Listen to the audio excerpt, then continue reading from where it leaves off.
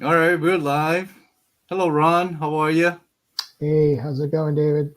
Good, good. It has been 2 weeks. I think we haven't been this consistent for a very long time, but happy Sunday, everyone. I hope you guys had a great week, and we're going to be talking about a few things that you might not want to hear, or you might think that we're being, how would you say, critical on certain things. But, hey, it's my opinion, and any of this panel member has their opinion, so it's a pretty much open floor to see what we think about certain things. So we'll probably I have a couple of videos, one from CGC. I'm sure everybody who probably seen it is has to do with one particular grader. I think she's a modern grader, and they did a little video of their everyday life and what she thinks, and you know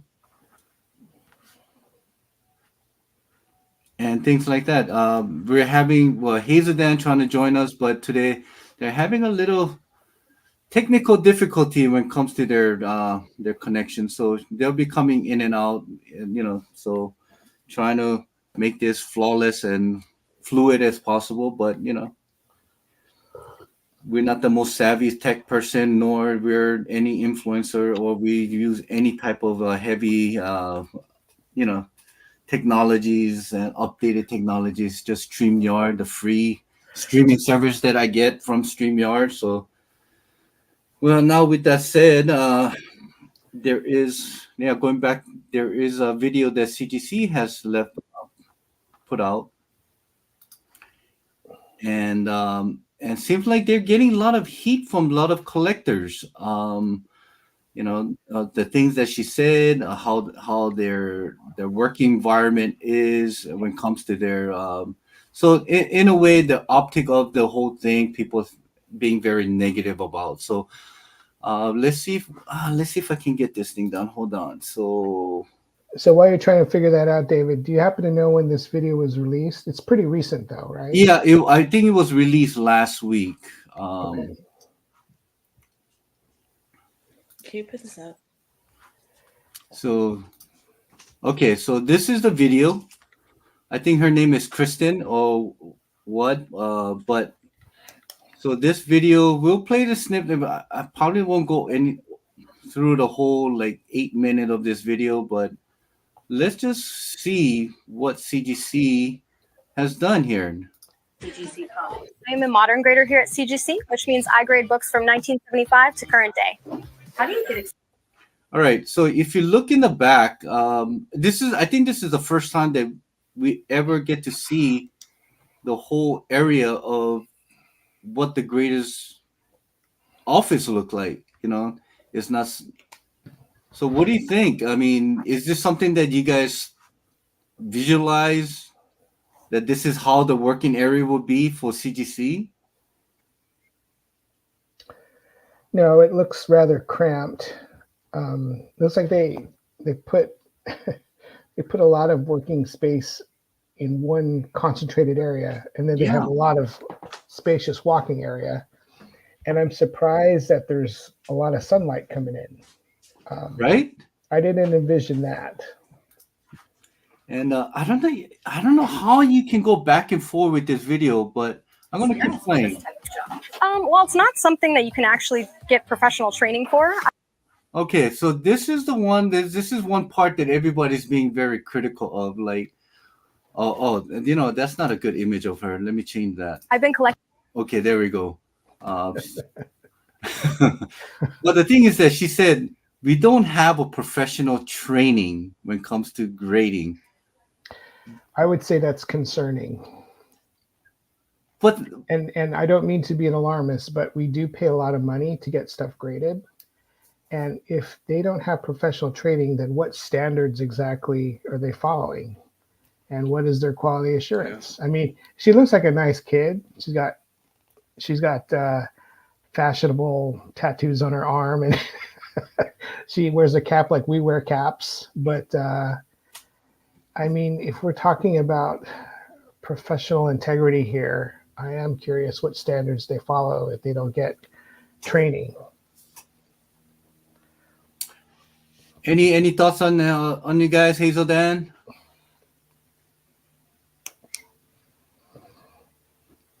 I think They're Hazel Dan's Yeah, kind of too. frozen. yeah, I think they're fun. Yeah, yeah.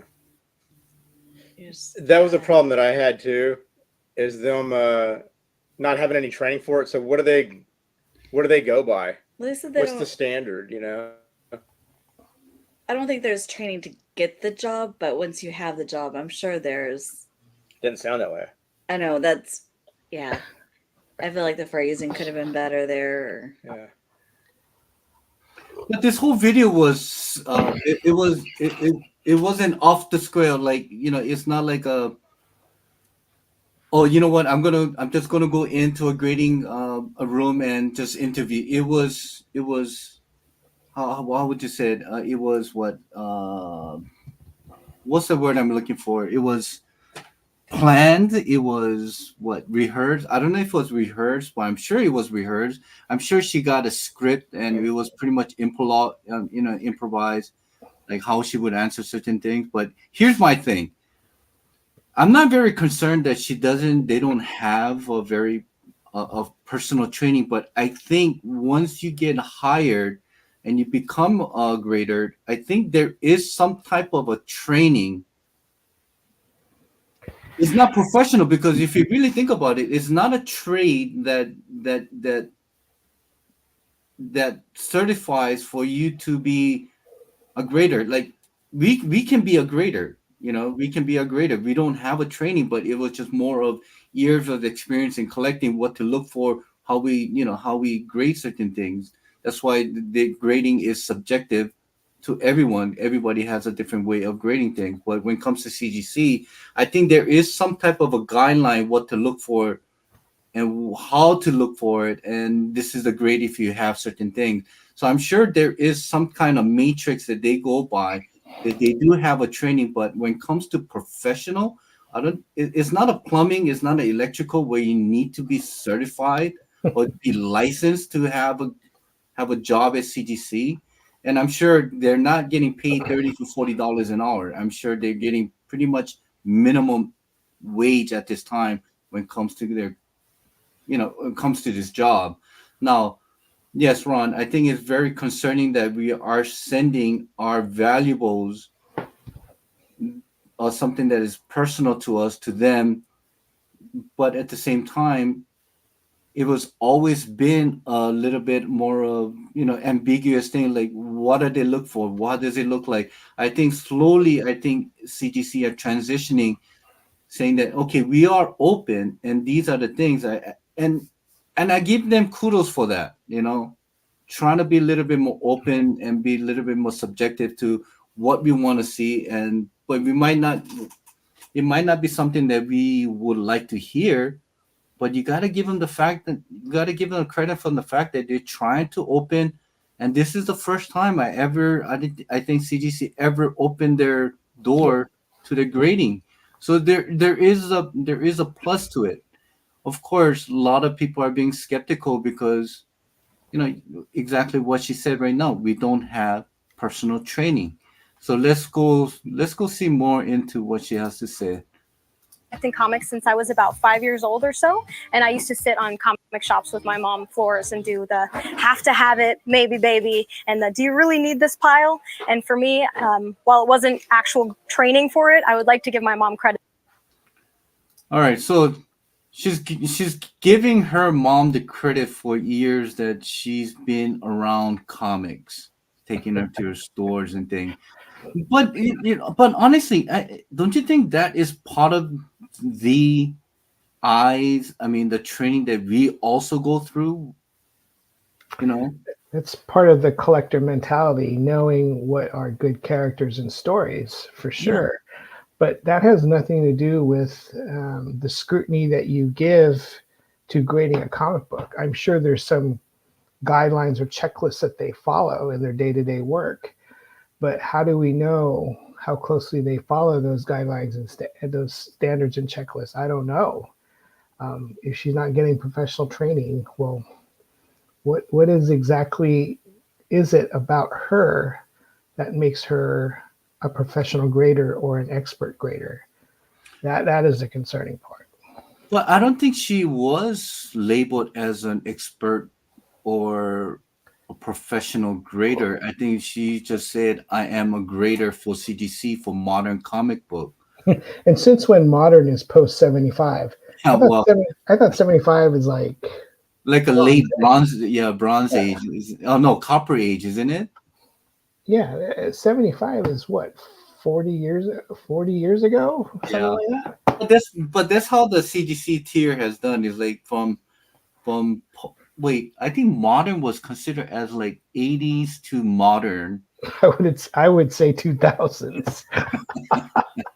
I mean, because if you got a comic book that's more than 20 years old, there's got to be wear and tear on that.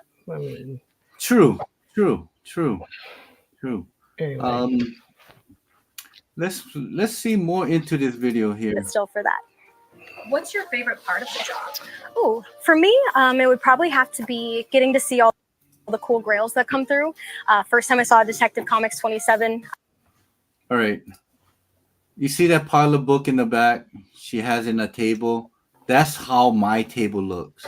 Yeah, that's very concerning too. Yeah. And the reason why I think it's concerning is because you pile books like that, it could do something to the books on the bottom. Right. Well, at the same time, you know how people say that, I send in a book that it was a 90 candidate, but they get like a 9492, right? Mhm.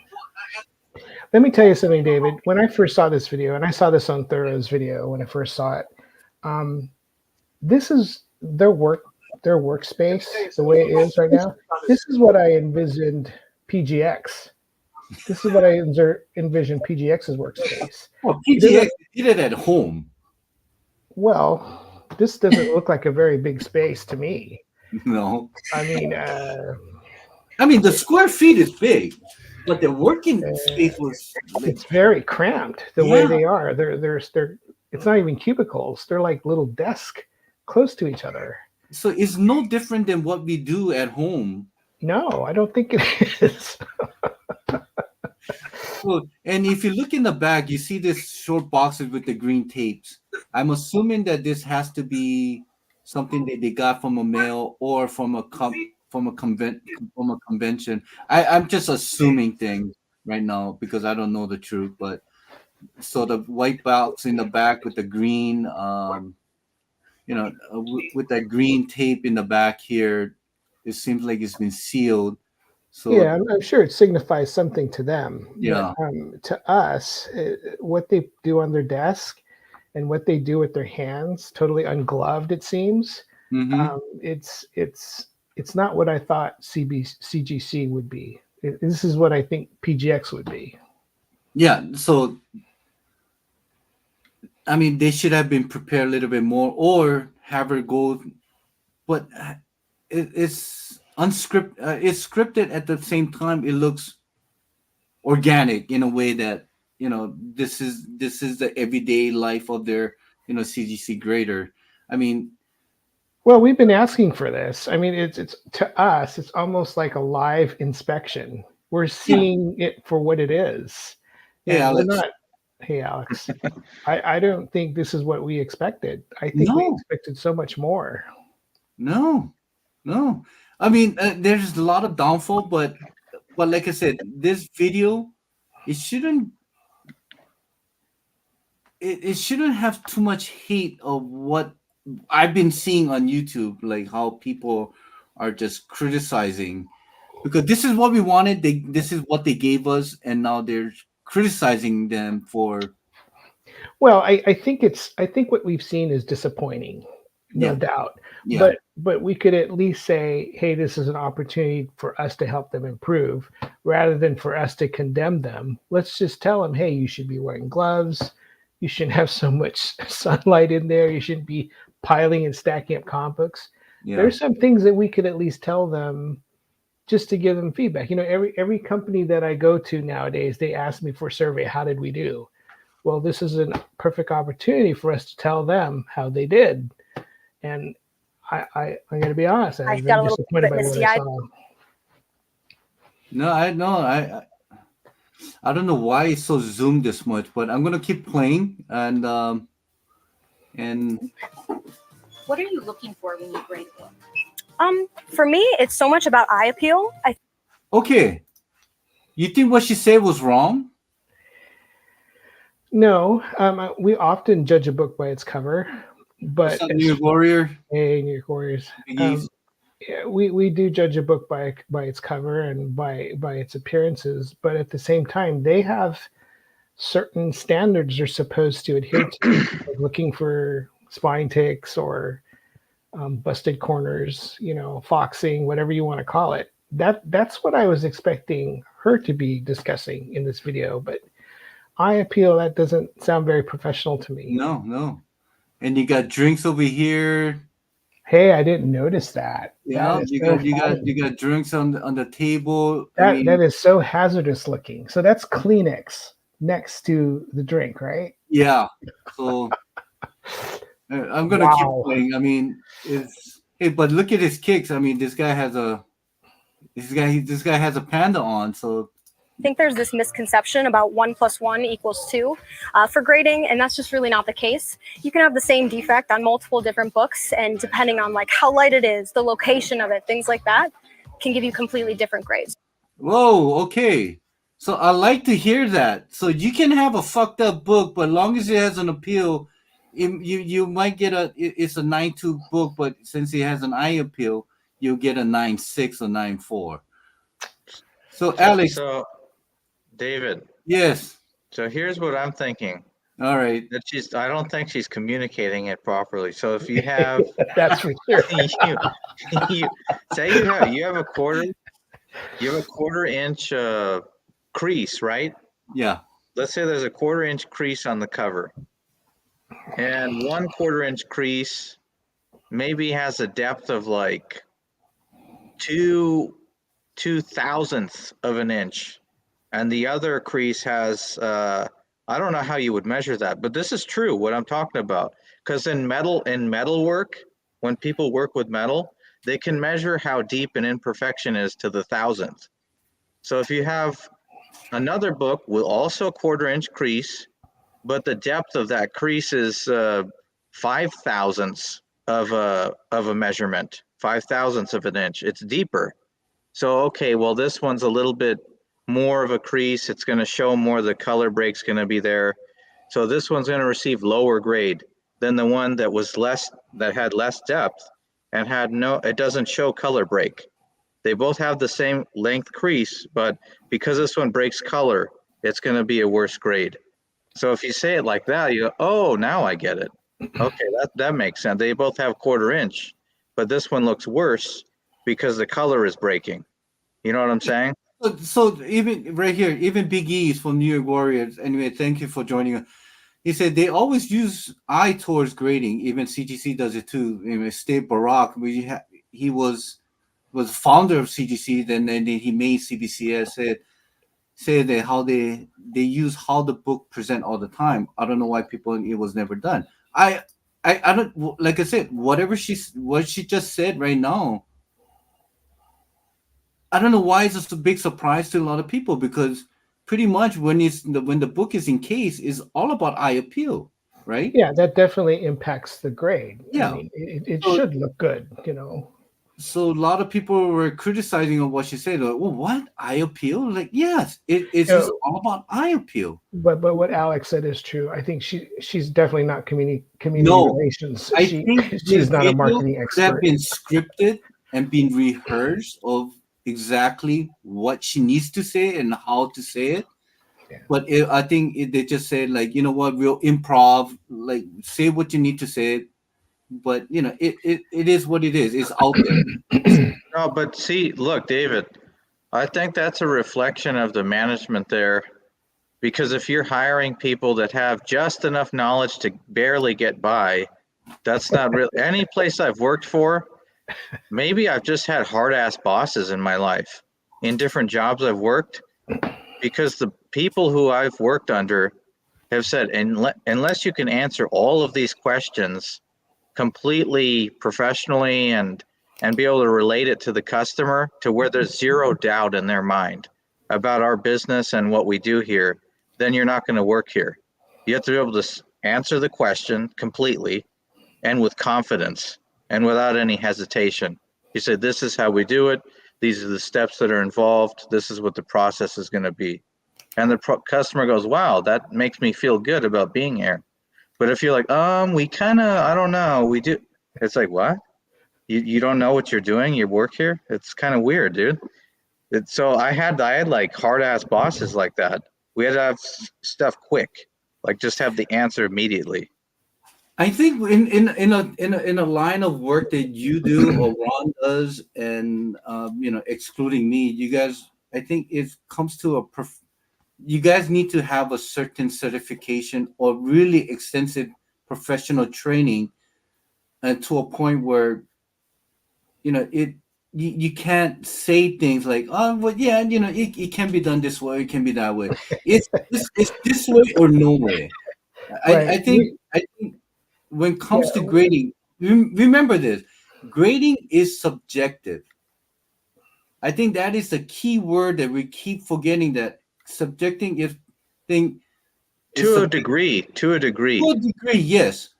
There's But I objective think parts to it too, though. from a 9.6 to 9.4, I think we will have a really good discussion, because for you, Alex, since you're so keen into every detail, that book could be a 9.4, but I've said no, it's a 9.6, and we will have the discussion.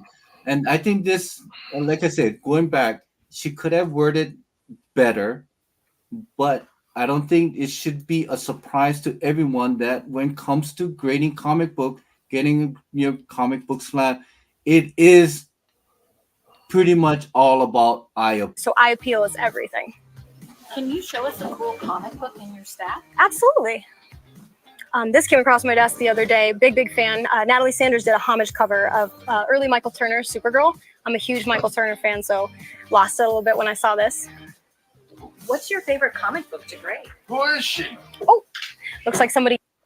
All right, so I think that will be it for, I think, pretty much when it comes to that video. Yeah, we've seen enough. Yeah, we've seen I think even that I don't think was right. All right, I'll share something. So I used to work in a gun shop, and there were customers' firearms. This is a serious business. You can't mess around with that stuff, because there's a lot of danger involved, and if someone mishandles a firearm or something like that, or it goes missing, there's like serious repercussions for that. But anyways, if a customer would come in, this is just how we did it there at my past job. And a customer was interested in buying a specific model. They say, hey, I want to look at the Glock 19. Okay. We would take out a display model for them to look at. We wouldn't take a customer's gun and say, hey, look, this is a customer's gun. Let's play with it and maybe scratch it or drop it or something. Once that gun was processed for a customer, it was never touched again until they came back to receive it. It was never touched. So we minimized the possibility of damaging it by doing that. She just took a customer's comic book. Here's a customer's comic. Let me show you. Yeah, I thought you were done with that one. You shouldn't really be touching it again. That's just my opinion. But if you want to come to someone's table in the middle of a grading process, like it's still out and being looked at, let's come look at, Bob over here. He's in the middle of grading this one. Let's see what he's doing here. Okay, this is how he looks at it. I think it's better to do it that way. I don't think you take one that's done and then bring it back out and start squeezing the top of it again. It's like, wait a minute, just put it away. But that's just me. Maybe I'm picky about that stuff. Yeah, I think CGC was being a little bit too transparent, because there was no performance here. They were just talking the way they would normally talk, and we were seeing a lot of flaws. I mean, when you think about grading, what is at stake is the outcome, and the outcome is financial return to the collector. Yeah. You want that grade for what it is, because that could cost you a lot of money. So it was very disappointing watching that video, to say the least. Would you agree with what I said, though? Like, Yeah, once you're done, don't touch it again. I think what Don't you're talking bring it. about. I think what you're talking about is sequence of operations. you can touch it at first a certain way, but once you got it graded, it shouldn't be touched again. Yeah. So it's just, yeah, there's no consistency. That's No. another thing. It's like, this is the formula we follow. We don't deviate from it. And we do that so that we minimize risk of damage or anything going on. So Right, yeah, it's policy and just, procedure should be clear on that, and it doesn't sound like they have policy and procedure. They and I I don't just didn't think seem they like very it. even. informal.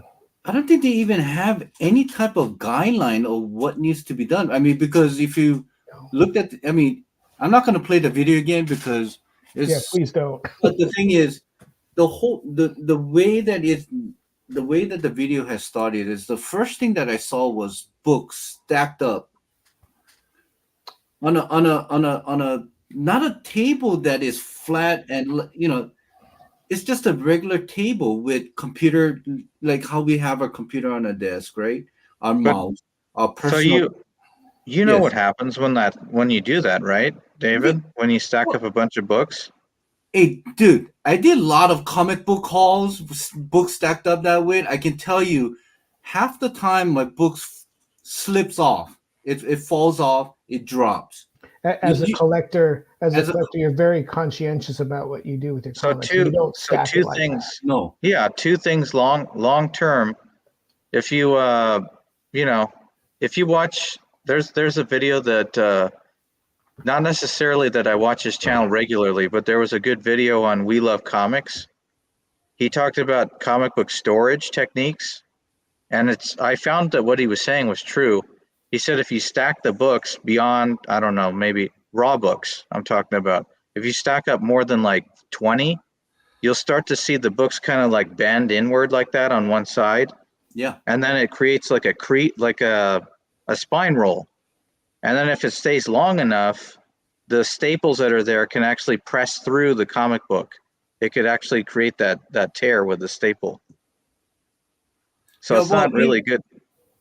I mean, even Big E said he agrees. His book should never be laid down flat. This is how you create, spine indentation, and Yeah, those books should be placed always standing up in a box.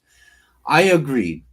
And he also says spine, not spine. Yeah, and I don't know why Hazel Danny's commenting. She should be in this panel. I feel like the ton of this video is just off and probably not CGC needs right now.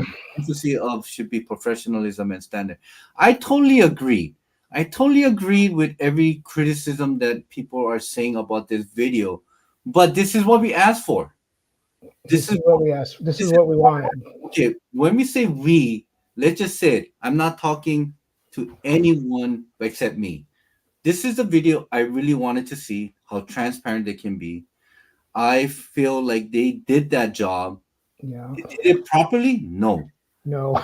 Definitely the video and everything was scripted, somewhat scripted. Probably 50% of it was, these are the questions you're going to be asked, but I think half of the video, what she was saying was improv to a point where she would just say organically, naturally, how she would say in a daily life. Her. but if that's the best response you have, that's bad. That's to me, she spoke as if she had been working there for like a month, not even a month, like a couple weeks. Yeah. Like you barely have the idea of what we do here. You're not really into it. No. Well, Compare it was an interview of a modern modern grader. book grader.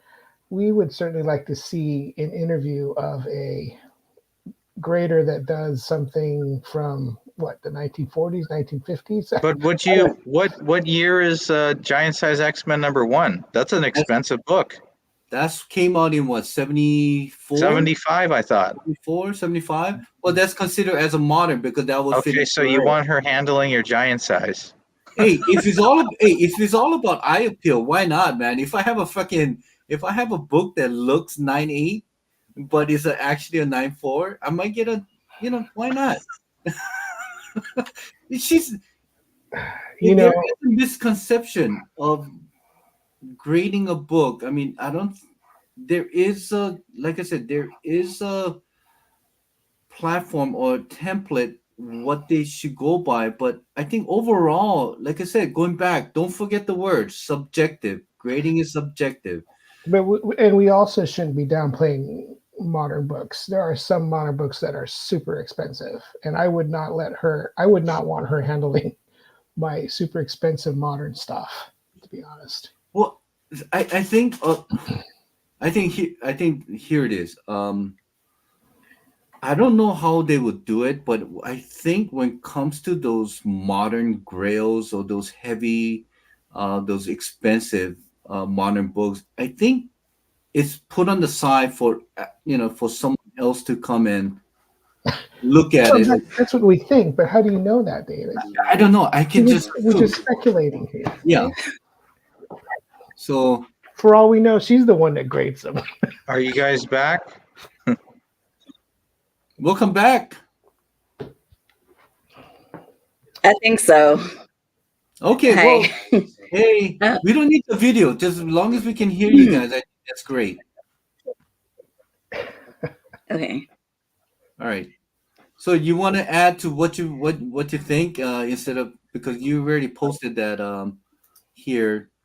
Yeah, I just feel like right now CGC in the midst of everything, the Reholder Gate and everything, they should be emphasizing just their professionalism. They, how much they take care of the books, and she did do a good point, I think, of saying like, she treats them like hers or whatever. But I just feel like this is not the right tone. I get what they're trying to go But for. I don't even think what you just said. I don't even think that's a good thing to say. I treat them like they're my own. You go to because her we don't house, know her what that house is in means. shambles, and Right. there's we like don't know what that underwear means, hanging off the exactly. couch, and Exactly. But I'm saying, like, she at least did touch on that part, but I feel like this would have been a good like recruiting video, like come work at CGC, we're fun, we're laid back. It was. But it's not a good like, hey, this is how we grade your books, like Yeah. I don't know. I think the problem that I had was them saying like there's no formal training thing for it or whatever. That's the only part that kind of, I don't care how they look. I mean, I kind of do. It didn't look very professional. It looked like fun and laid back, but I want people that know how to grade books that are going to be consistent and they have like a regimen and they have, yeah, something to stick regimented. to. You know, Yeah, or otherwise I mean- they're just going to get whatever they think it is, and I don't want that. I want standards. I you're really paying pictured for a their service, workplace. right? I really 'Cause they're- pictured the workplace to be like an anti-static room. They had the white suits, Yeah, caps on their hair. Yeah. and so with like those magnifying glasses and stuff. Like, you have Yeah. mask on, you have gloves. That's I what wanted to see pictured 50-year-old CGC. men with stubble and glasses. Like me. I want to see people like us up there. Instead I got like skater babes. And Well, Yeah. here's my conception. Here's my Well, visual of that doesn't CGC mean she grading. can't grade I a know, book. I'm just saying, like, it's just a bad. just- It's not a great look. Yeah. No, No, it's not. no. It wasn't. To me, it's like this is what I wanted. I'm glad that they've been transparent, but at the same time, okay, you're a CGC grader, and then and it's to a point where you don't get professional training. So I'm thinking it's almost like DMV. They'll give you a minimum training for you to drive a car, but after once but you're paying so much to get that license, and once you get your license, it's pretty much up to you. you know what? I don't think I would. Yeah, no, I know what you're talking about with the DMV. You have to go through the entire process before they license you. I think it should be something like that too, where you have maybe 3 months of training, and they train you in the various techniques of grading, handling the book, the type of equipment we employ for different ages of comics, different types of paper, right?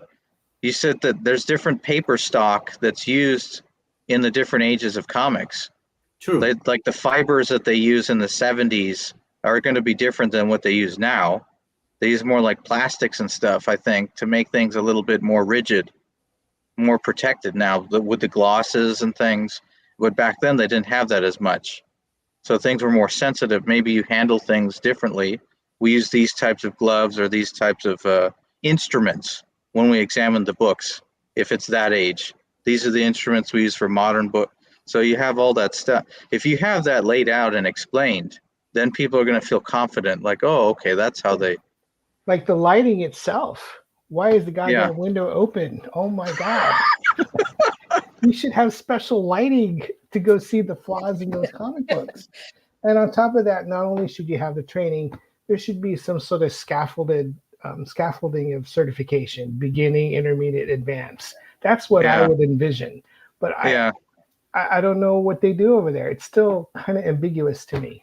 Well, now with that said, I think we're gonna watch. I think I'm gonna share Sticky Goose bashing this video. Let's see if I can get this. Okay, there we go. Share. When did this video come out on Sticky This Goose? came out on, A couple days ago. I don't know. I don't get. Wow. I mean, this guy having a lot of freaking. Man, I'm telling you. I mean, for a guy who is very negative on a lot of things. He has clickbait on his forehead. You know? Yeah. Well. Okay. Let's see what. Okay. So Today we're talking about CGC. Specifically, CGC just posted a video on Instagram, and this is must watch. I can't believe must watch. He said this is a must watch. So he's already giving people his follower to go check it out. Okay, and then I'm just gonna That's his kind big of hook. yeah. So Something that you can actually get professional training for. I've been collecting comics since I was about 5 years old or so, and look, he's already have his hand on his. Honestly, like, really. Honestly, David, that was my reaction too. Honestly. I used to sit on comic shops with my mom floors and do the have to have it, Oh my maybe gosh, she baby, did not just and the say do you that. really need this pile? And for me, while it wasn't actual training for it, I would like to give my mom credit still for that. she is What's so your favorite nervous. What's okay? Wait. Ooh, for me, What the hell is that? What is that big trash can? She is What's so your nervous. That's Did where you your see the big comics trash go. can? That's where your comics go, David. That's where they store them. my mom credit still for that. Do you see this? I did not look. It's all stacked in one area. So what is this? It probably what this is where they throw their food or Yeah, their hazardous backboards. materials. She is What's so your favorite nervous. part of the job? Ooh, for me, it would Scared probably to have death. to be And look, if you look in the back, there's two tumblers right there. You see it? You know, that was interesting what Sticky Goose said. He What? said that she was so nervous. I don't know if she really was. I think she No. was just talking, you know. In her voice, a little bit. Yeah, I don't know if she was. I thought she was just talking. And it's interesting he picked up on that. He might be right, but to me she didn't seem nervous. No, I don't think so either. But anybody would have a little bit of anxiety Preparation. or something to be on to be in front of a camera, knowing that it will go on a social media where. Right, but if you're prepared, you shouldn't be that nervous. Yeah. If you have things ready to say, you should be all right. Hey, but they give you swags. I mean, at least everybody's wearing a CGC, pose. Yeah. getting to see all the cool grails that come through. First time I saw Detective Comics 27, Pause it real quick. Lee Sanders did a Yes. So, you know her hat? Yeah. That's a Carhartt hat. I'm kind of picking. I've been picking on stuff a little bit. Carhartt is typically worn by like people who work outside or they're outdoors kind of people, Well, industrial they- labor, yeah. like camping and stuff like that. I'm kind of profiling her. I know I'm being messed up right now. I'm profiling her. I like that big side that you had. It's just her aura is like outdoor adventure, get rough and dirty kind of, let's go out and have some fun. It's That's like, just to me, that's just a word cap. It isn't. no. Just everything. I'm just saying her hair and the tattoos and the hat and kind of the way she's explaining stuff. She would be great for an REI commercial. Recreation, outdoor, yeah, like you'd be great for that. But this is a little bit different, dude. All right, let's keep going. homage cover of early Michael Turner I really Supergirl. want to hear I'm a what huge Michael Supergirl Turner has fan, to so say, because lost it a little bit when I saw this. Look at his. Look at What's his your- facial expression. Like he's really disgusted. Well, Actually, that was my feeling as well. I was Yeah, appalled. but your face expression wasn't like that. No, it was like that. Favorite comic book too, right? Looks like somebody got one just right now. Probably going to be This What is If so 105 for staged. that exact reason.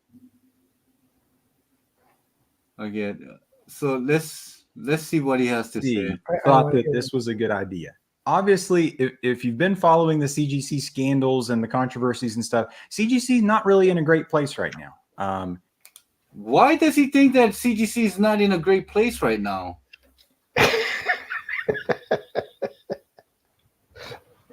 They have a lot of issues, that's for sure. Well, I mean, for I think for when it comes to minority of CGC submission people, but I don't think CGC is in a bad. I mean, really, are they in a bad position? They would have to do something so terrible that they're too big. That's the problem. They could keep screwing up. Like, are you listening to all the stuff that's going on with Boeing? It's like there's nothing. How many planes you. have to be grounded? Thank you. And even with Tesla, I mean, are they in a really bad situation to a point where nobody's going to buy? You know, nobody's going to be flying anymore with Boeing, and nobody's going to be buying Tesla cars no more just because of a bad publicity. Well, the impression that they are the experts has really stuck on people's minds, and you're kind of questioning that now because of the mistakes that have been made. But whoa, what the hell just happened? What did I do? Oh, there we are. I'm still learning how to use this Apple mouse, and sometimes when I do certain thing, it just blows up, and sometimes it just disappeared. So anyway, let's keep looking. Let's keep watching what he has. They have a lot of PR work to do to get faith back. What PR? Yeah. When did CGC ever have a PR? Right, that's what we don't want. We don't want them marketing or doing PR. Actually, Thorough showed a PR video by CGC that was from many, many years ago, and that was interesting to see. There was a lot of marketing talk in there. What we wanted to see is, what does that workplace look like? Yeah, we wanted that transparency, and I think we got it. We got it, and kudos, like I said, kudos to CGC. Trust back in the general population of comic book collectors in the community. And this is where they're starting. Like, okay, right off the bat, they get was she the only woman in the video? I think there was another woman in the back, but like, what about the poor schmuck that's just off camera talking? So I knew there had to be like vintage graders and modern graders. Okay, so this is what you talked about, Ron. Like, you want to see more, but it's a 6-minute video. I don't think you can cram a detail of their. Right, it's just one interview. Yeah, it was just one fun interview to be transparent. This is the area where going back, it could have been done better. It could have been scripted a little bit better. They could have probably used someone that has a better wording to it. But this is what I wanted. This is what I wanted. I don't care about all you guys. You can, I'm not saying that I don't care, but this is what I wanted. I don't know what other people of this CGC collectors or submitters or comic book collector wanted, but this is what I wanted. This is what I got. And I'm very happy and very thankful that they did what they did. And I wouldn't mind seeing similar videos from PGX and CBCS. I would like to see those transparent videos as well. Thank you. So let's see what she more. Basically confirmed that right in the beginning of the video. From 1975 on, there are certain graders that do that, and there seem to be a lot more of them as opposed to the people grading the books from 1975 and before, the silver, bronze, golden age stuff. She basically discredited herself and then all the other graders. And then I had to go. I mean, I looked at. How did she discredit her and other graders by saying because we pay them a lot of money for professional grading, and she said we don't get professional training for it. She should not have said that, because she does sort of get precepted or oriented onto the the sequence or the operations on how to grade a book. She does get some sort of, personal training, but she said she didn't get training. That was the wrong thing to say. So what would be okay, since you are in this line of work, Ron, what would be the sentence or the phrase that she should have said? She should have said we get professional training. So she will be lying. No, she actually said that she spend time with the grader.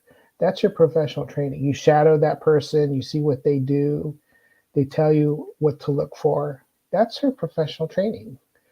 Okay. There's only so much you can get from a checklist. You have to have hands-on experience as well. All right, so let's go see what the bald man has to say. To the comments immediately. Somebody kind of addressed this, which I'm glad that they said something. And then CGC was trying to spin it so that it was like she wasn't implying it was about the credentialing. It was about like the collecting nature of it or something. I was like, what? But the way she said it, the way they're saying everything they say, they have to be so careful now because they're basically walking on eggshells. Because are they walking on eggshell? They should have been very careful about what they said. I totally agree. Because there's a lot of money. Are they really walking on eggshell? They should be. No, I think that they should have been careful about what they were saying because that was an important moment, especially to my knowledge. I think that was the only time that they had done it in that way, where it seemed like impromptu. We're just going to start recording and you take us around and give us an idea of what goes on here. That should have been handled a little bit more professionally. Right. The way they did it was highly unwise.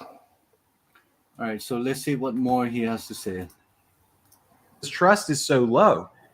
And I mean, this is something that we have wanted to see. And look at all the CGC books that he has in the back. Okay, this is from a guy that talking crap about how, but I'm sure till today he will be still submitting books to CGC. Well, you don't. You know what? I think, not to take away from you, Ron, I think we have a unique perspective, and I know that some people disagree with me on that because they say, well, look at all these. How many other comic book channels do you think there are on YouTube? Maybe thousands, probably. That's a fair number. Probably about a million.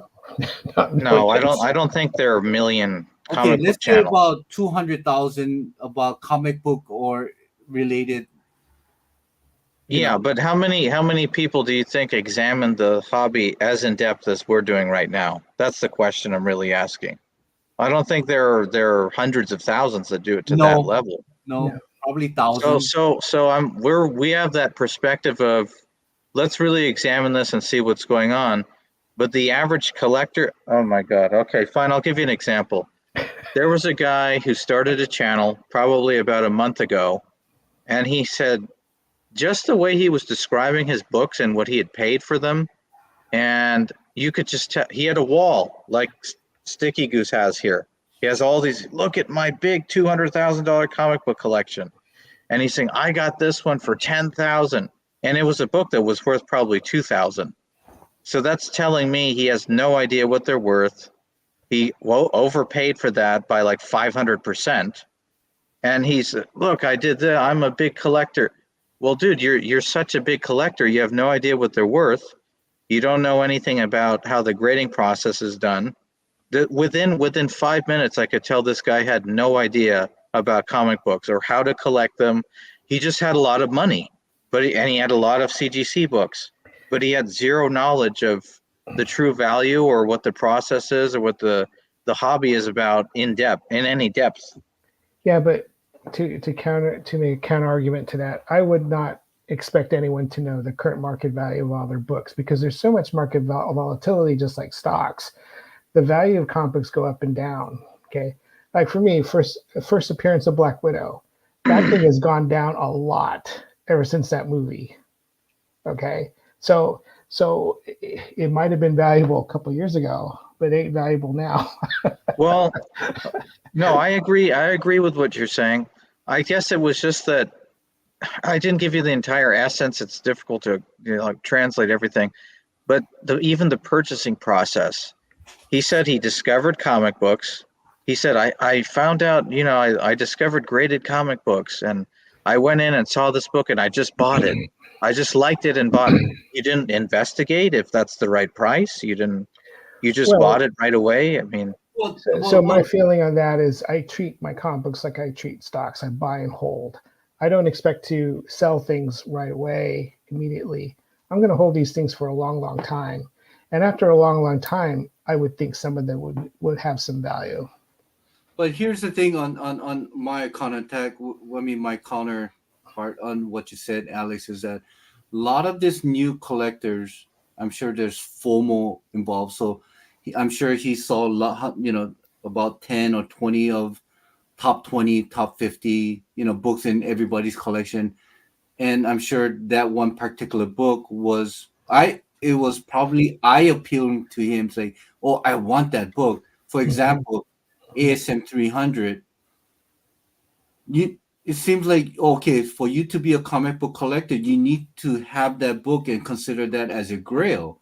Now, as a first time, I'm going back to my way of thinking is like, okay, I'm gonna pay premium for regardless what it is at that time. So if that book in that certain thing is worth 10,000, and if I have that bankroll to spend 10,000 on a 9.6 or 9.4 on an ASM on a newsstand, whatever, I'm gonna buy it.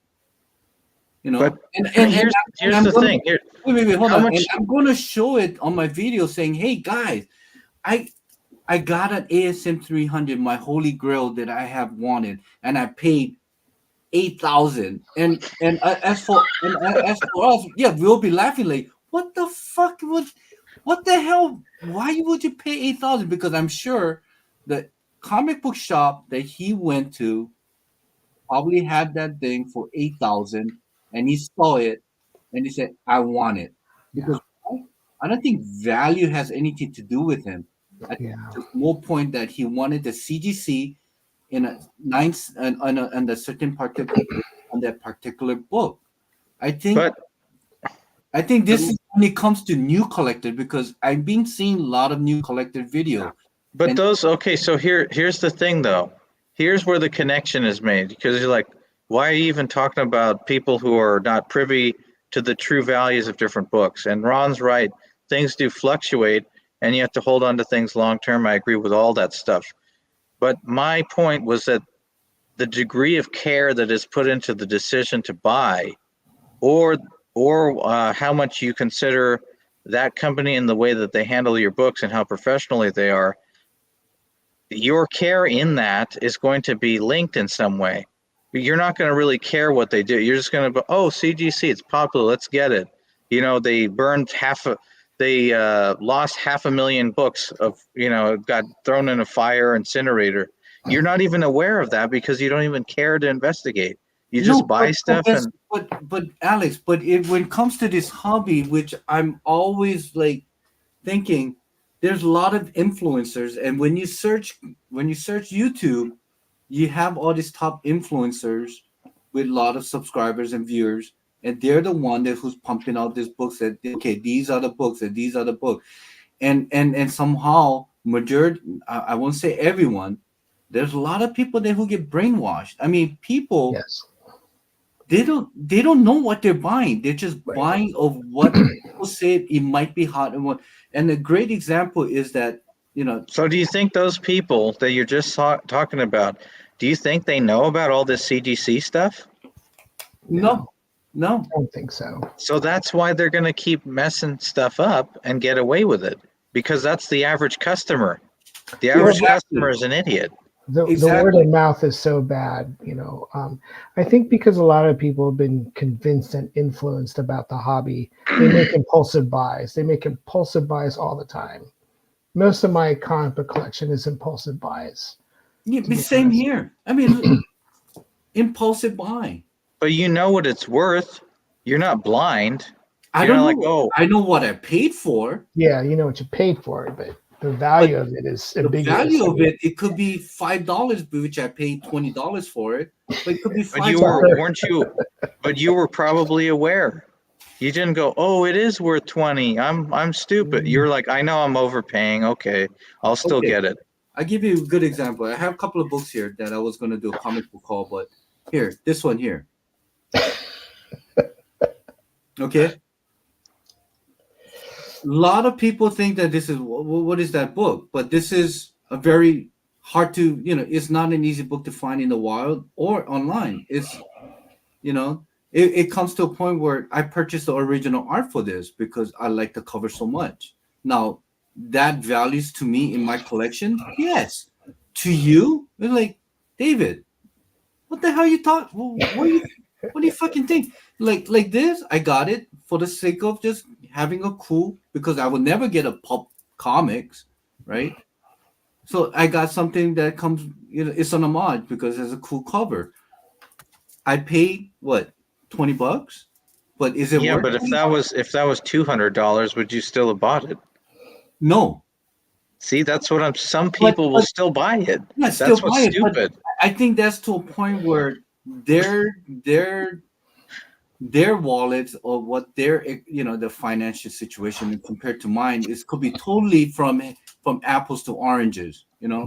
So, and also I've been collecting ever since I was elementary. I started collecting not comic, but sports card memorabilia. Then I stopped. I have kid, so I had a good like maybe 10, 15 years of absent. But I went back into it 7 years ago. I didn't know anything about CGC. I didn't know Right. anything about. That's an important point, because when I was collecting, when I was a kid, I didn't care about the value of it. No. I cared about what was inside the comic book. Yeah. But you probably knew what was reasonable or not unreasonable. No, at that time, I tell you, paying 75 cents for, ASM. 75 cents. Yeah, 75 cents for ASM 252. I mean, there was never value involved in it. It was just Right. more of, wow, the black suit. I mean, black suit is back again. I need to read exactly what's going. That was the whole thing about collecting back then. Yeah, now, you got what appealed to you. Okay, exactly. you got that comic book, and that was valuable to you. And same here. I think I have not changed my way of collect. I mean, when I'm buying things, Well, you need to, David. It's a more of an appeal, But of course, I do have some books that is worth value, but I got it to a point where I wouldn't call it investing, but it's something that it was attainable at the time. Yeah. And I got it, Yeah. And of course, I sold some of it, but most of it I keep. But going back again with CGC is that they're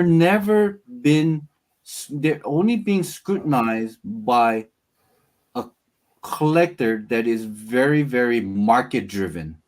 And that doesn't make sense to me. No. If you're looking at for financial gain, you're making a mistake. Yeah. Mm-hmm. I'm sure there's a lot of CGC retailer that is CGC certified for them to be, that's just the way they're going. Yeah. And they're sending thousands. And I remember there was one video that this one collector sent a crate of books to CGC to get graded. Yeah, and if you look on eBay right now, there's so much junk out there that are in slabs, just pure junk. But some people, to them, they'll buy it. Well, how do you feel? How do you feel knowing that CGC stacks books that high, like that, raw books? Okay, that's a no-no. For veteran collectors, for us who we pick and choose what we buy, how we buy, especially when it comes to a grill and what we send to CGC, that's a no-no. Yeah. But if I was back in 7 years ago and I saw this video, yeah, I'll give them a thumbs up at saying, this is not bad. Hey, this is CGC. Hey, look at this. Look at this grader. She's cool. She's like me. She wears a hat. She's outgoing, she's outspoken, so and so. And you know what? Maybe I want to work at CGC. I mean, I'm not now. They probably make you an operations manager. Of how I used to collect book back in 7 years ago, I thought I would think that this video is pretty cool video. I think a lot of people would be fired if they had me as an efficiency expert. Like, we're gonna bring this guy in. Exactly. He's a then as a kid, we're not spending hundreds on comic book, and I think going back to CGC grading is that this video and how people like Sticky Goose are criticizing are very I say it's a minority of collectors that who's very serious. Anything that you do, you should be serious. But this isn't hobby. Yeah. This is not a life. Let me ask you something. Yes. Do you think that let's say you're going to send in what you believe is a mid-grade Amazing Fantasy 15, right? You're like, I have a raw copy. It looks to be between 4.5 and 5.5. I'm going to send it into CGC to get graded.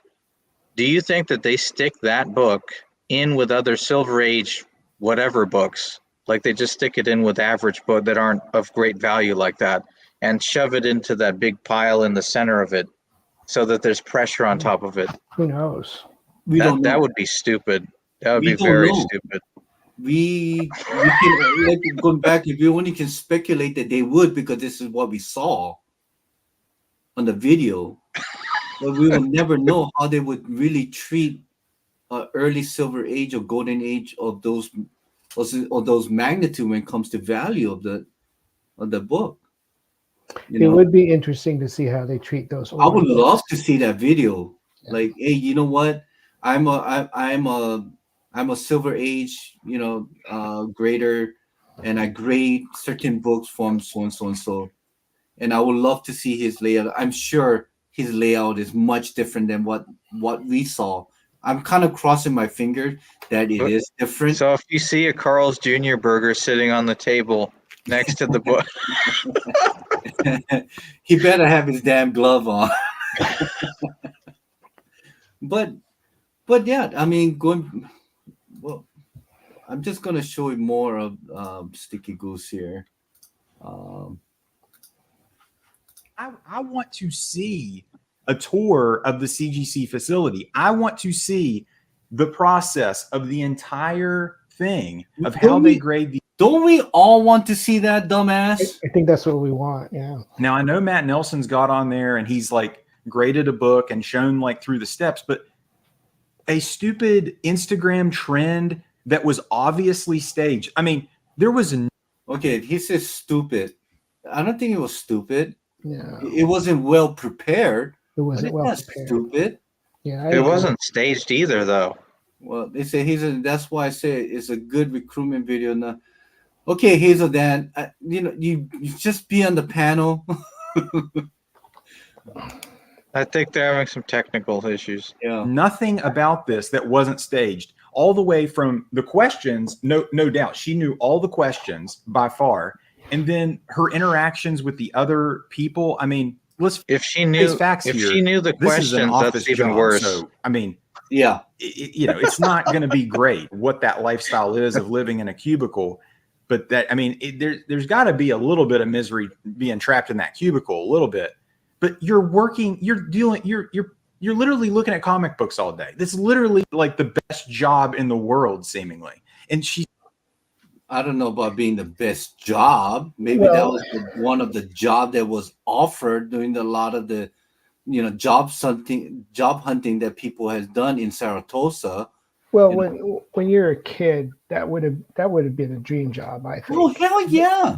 But what needed to be done really by CGC was they needed to put out some sort of video that gave us reassurance and confidence that they do professional work.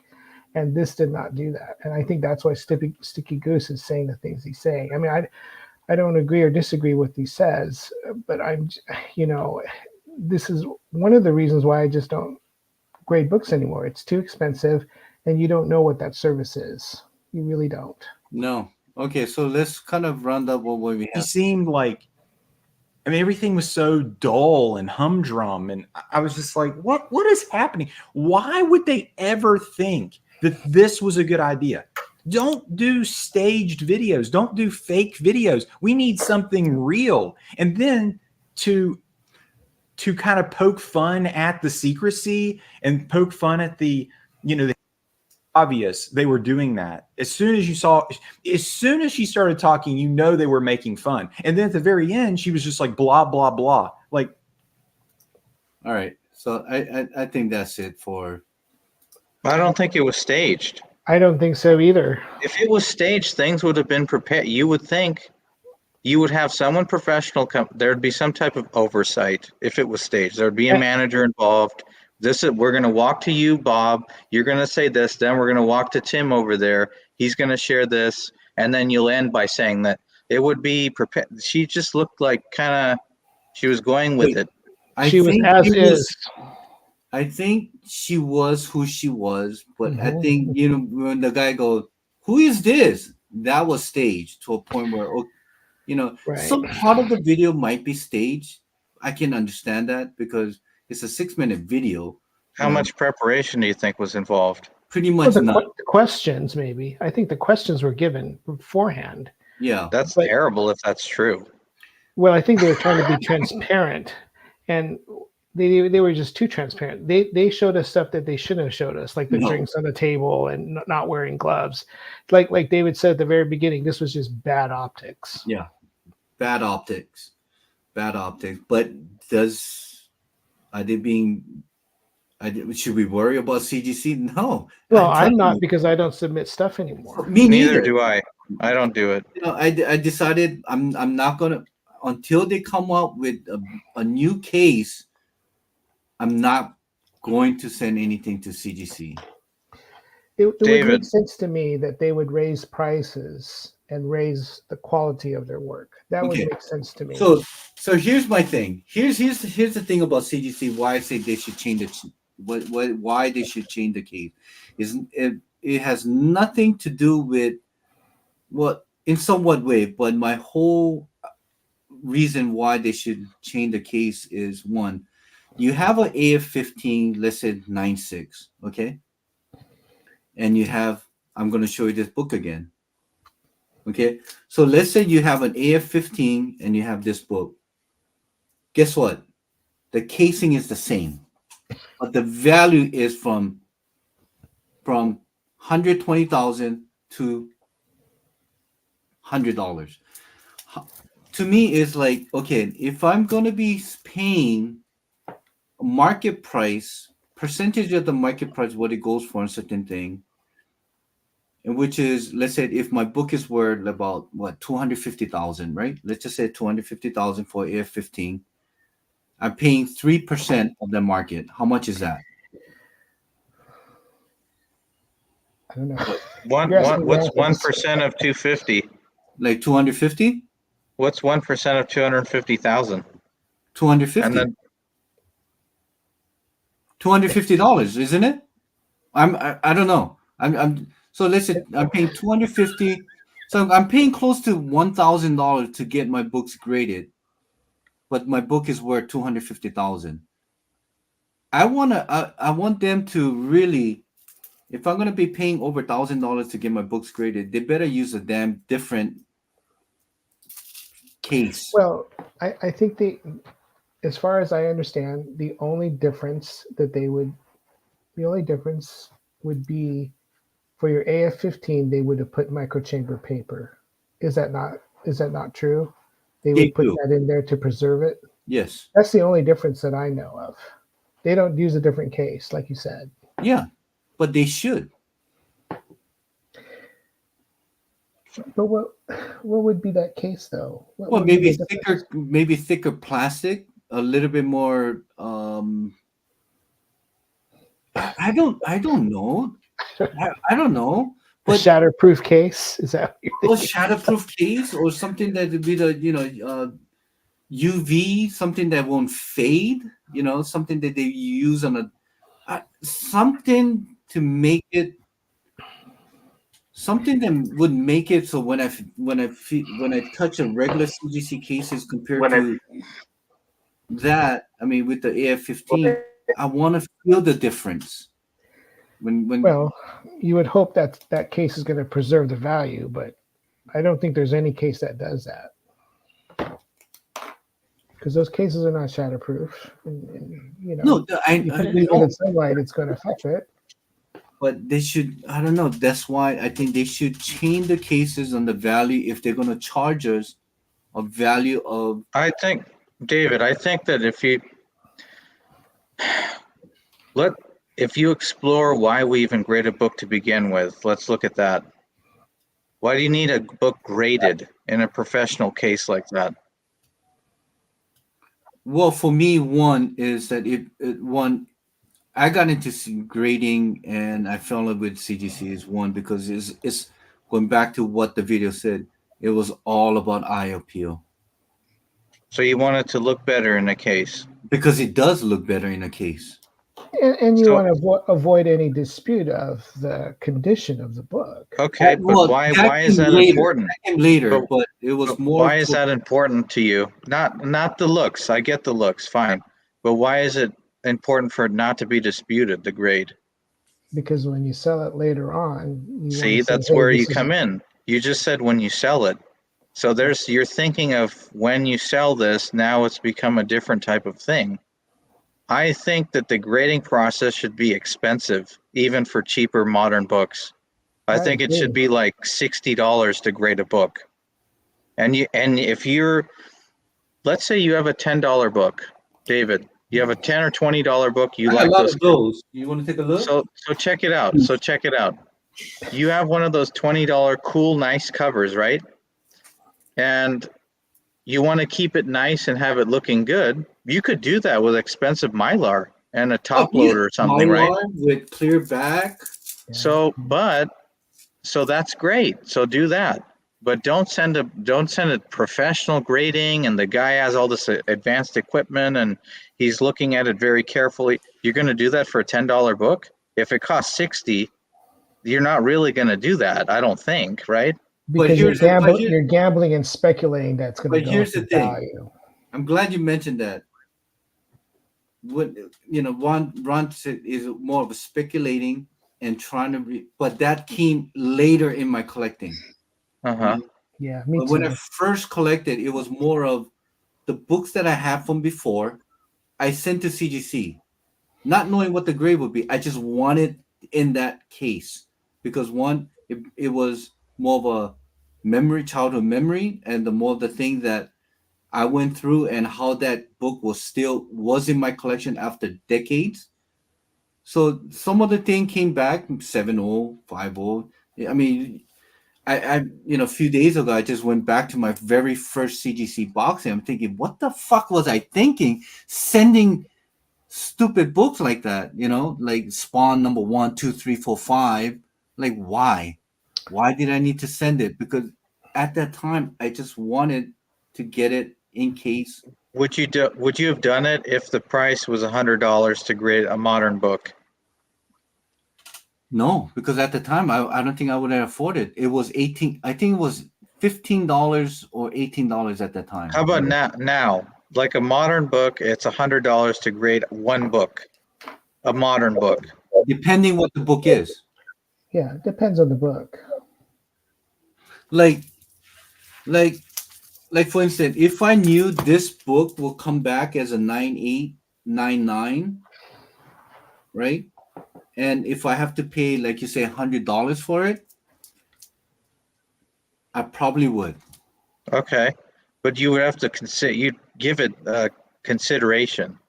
It's Yeah. not something, I'm going to grade all these books. I'm going to arbitrarily grab different stuff. Because going back to Ron said, it's all about speculation. Okay. And resale value, because one is not an easy book to find, right? I think when you have this is a matter of, it's a weird balance, okay, in my mind. To me, the reason you have to hire girls like her, and I might be kind of out of line saying that, I have no idea. Maybe she's super professional. Wait, before you say anything, don't sound sexist now, okay? Yeah, no.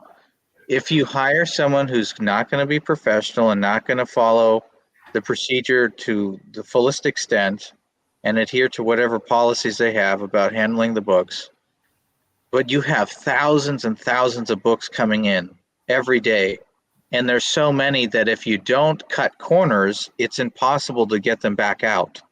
We need to cut corners. You And have that's to have, the same thing what Boeing has done. but you have to have policy. You have to have a philosophy of your business. Are we someone who just pumps stuff out and does stuff shitty? Or are we an elite company that people choose us because we're the best and we take our time on every single book? If you're like that, if you're elite and you have the highest standards, that book should take a long time to examine, and it should be expensive to grade a book. It should be $100 for, even if it's $1 book you bought. Yes, that's going to be $100 to But grade. they were getting a lot of critique for their turnaround times. But unfortunately, I think you're right. They were probably lowering standards to get books out fast. Yeah. So I think if I had a But grading also, like, company, where do you think they get most of their money? I bet it's from moderns. Like, What was that, Hazel? What was that, Yvonne? where do you think they get most of their money? Like CGC, do you think it's from people grading moderns and, grading in bulk, or do you think it's from grading like older books? I think it's both. It's from stupid people who don't know better. I said That's what I'm majority of the thinking. money Like, why are comes they going to from change modern. that? I think a lot of the majority of the money that they make is from modern books that people are sending in. So you're saying, I'm not saying, I don't want to put words in your mouth. If most of the money they're making is off of stupid people sending in books that aren't even worth grading, that philosophy is going to carry on into the other department. Let's just get it done. That's our philosophy. Let's get it done. It doesn't matter if we mess stuff up. I don't even look for that anymore. Just skip that step. I don't do that. But that's not the workplace environment you want, even if it is a $5 book. You want to make sure that we look at everything. We don't deviate from this criteria. This is what we follow every single time, and it shouldn't change at all. But I don't know. Will they want to do it this way? Then whatever. But if That's you look at stupid. the mass production of any company, back again, Boeing, Tesla, Toyota, those are just push. Do they cut corners? Yes. If every car or every plane or anything that is mass produced, they go follow. What about Ferrari? What? What But about Ferrari Ferrari? is not mass produced. Yeah. You don't have as many Ferraris as Toyotas. No. And Toyota, But they might make 3,000 units, right? But 3,000 compared to Right. 500,000. But every single one of those cars is done a specific, and the price matches that. The price is, this is an expensive car. Mhm. And who knows, do they make more than Toyota does every year? Probably not. But the way Toyota gets away with this is they follow that lean Kaizen way of doing things. They get rid of those redundancies that they don't need, and they're just very efficient in their operations. Yeah. Okay. Back maybe 16, 17, 18 years ago, they had that issue with the floor mats pressing on the accelerator. Yeah. And they ironed that out. They did a lot of quality work to get rid of it. You don't see that now. They recalled. Exactly. So they took responsibility for their lower standards. Yeah, after the couple of death. And they made Rod, don't forget that. That's true. I'm sorry. That's true. They had no choice. So with that, I mean, there's no death by comic books. So I'm not a professional grader, but I do. You're probably more professional than they are. Well, here's the thing. I send this Ken Griffey Rookie Jr. thinking that probably will come back as an 8 or maybe 8.5. I looked at the corners. I did everything, inspected. Same thing that I did with all the 38 cars, and I thought, oh, you know what, this is an 8. All right, so let me show you one card. Hold on. Gee, where'd he go? Okay, so this was one. It's one of my favorite players. It was almost the same condition of this card as saying, oh yeah, it's an 8. This is something that I can be happy in my collection. Came back as a 6. So Did you notice anything wrong with it that wasn't there before? Well, it says centering was 6. Yes, I know that the centering was a little off. The edges, it gave me 6.5. I don't know how. Okay, and corners are 6, surface are 6. You It's know, like, what did I miss? There's that special ultraviolet light that tests for semen. Did you do that? No, Ron, I use gloves.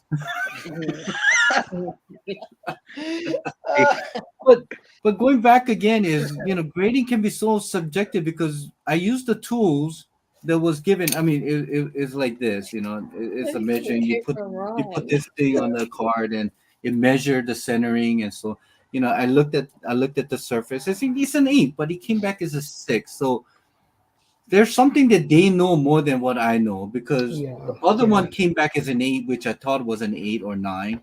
So in a way, but there's a lot of things that I have missed. So, but I'm not a professional. Are they professional? I gotta consider them as a professional because they're getting paid for what they do. Mhm. You know.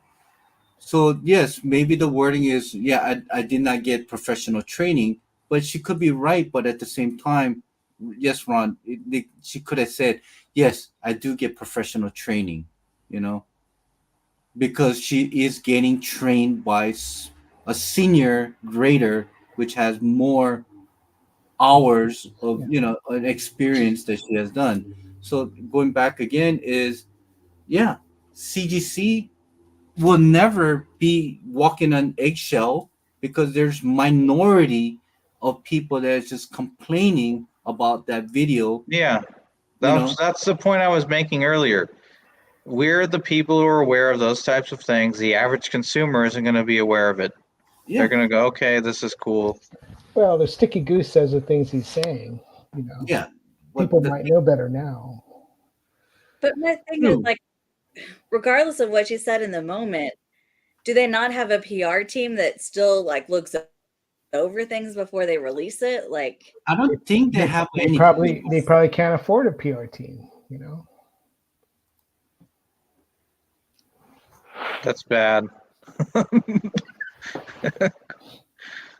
It would be funny if she showed us using the UV light and says, "Oh, here's some semen on this book." That would have been really funny if she did that. Yeah. Well, we know the type of books David sends in.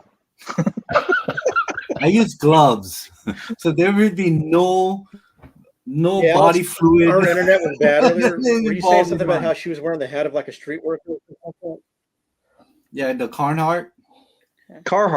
Yeah, that's people who work outdoors and they recreational I have stuff. a beanie. I have a Carhartt beanie. I don't It's work a good outdoors. brand.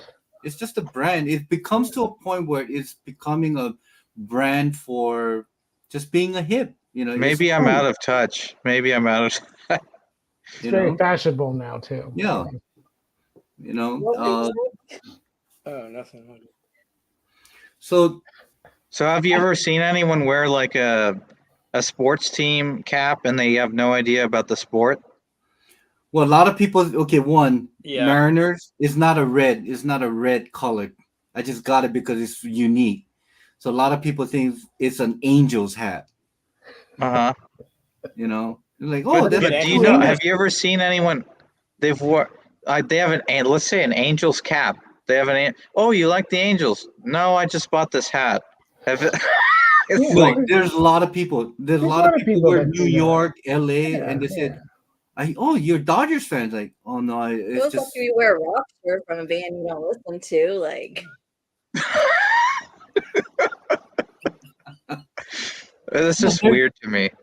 There's a lot of people that wear certain things not because they know or fan or collect or anything. They just do it because it looks cool on them. Yeah. Poser. Poser.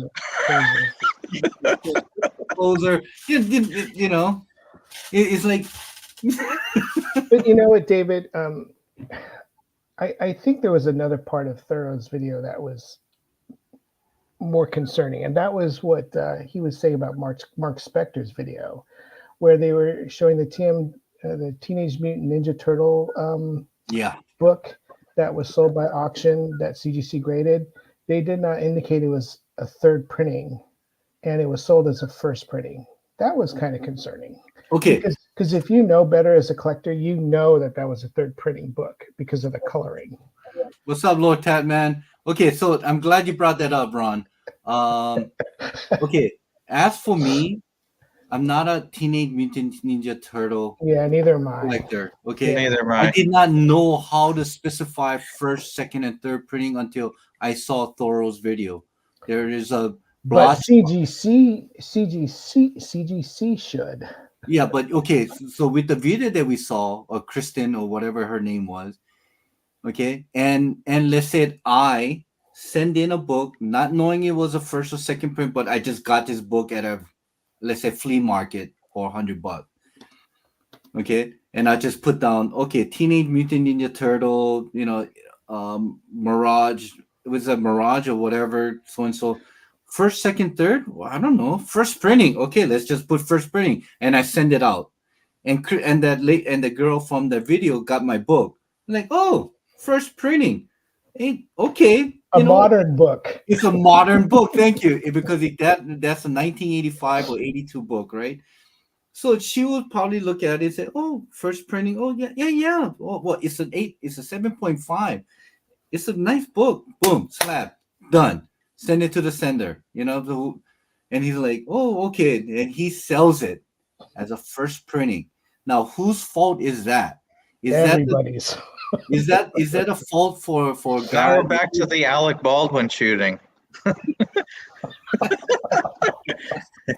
The chain of command. Because honestly, if I was the grader and I got that book and he says first printing, I would have not know. I probably would have graded as a whatever grade that it came, the condition, and So I would have expected the grader to open the book and to look inside and to read that it's a first, second, or third printing. It says that in there. But Ron, if you watch the how they pre-screen 9.9 or how they grade 9.9 to 9.8, they never open the book, Ron. See, that doesn't make any sense. Yeah, but it shows on the video. Screen, like, if that's like an initial cut, like we know offhand these books won't get a 9.8. Yeah. And then after that, you do the thorough grading, like. But on that video, Yvonne, isn't like I said, the optics of it is to a point where, they're not gonna know what's inside of that book. Yeah. I think the only time that they probably would open the book knowing that there's a tattoo or coupon or anything that was supposed to be in that book, they need to just to check to see if it's there or not. Other than that, what I've seen on the video, they probably don't open the book at all. I think that's wrong, though. It is what CGC has given us. That's all we can go by is knowing that, okay, this is how they get 9. This is how they grade 90, whatever, how they grade it. At the same time, they never use glove. Okay, you know what I'm gonna do? Stack the books up freaking high, and third and last, they don't open the books. Look, David, you know what I'm gonna do because you're talking about this? What? I might do a video series that I'm gonna buy a modern book that's just printed, last week. I'll go into page 12. I'll go all the way toward the centerfold. I'll go towards the center of it, and I'll cut out like a 1 centimeter by 1 centimeter cube out of the page, throw it away. Then I'll go a few pages over and mark one dot with a Sharpie on one page, and I'll send that in, and we'll see what grade it gets. You're gonna test them. Yeah. I'm glad you mentioned it because there's this one book. There's this one book. Let me see. There's this one book. God, where's that book?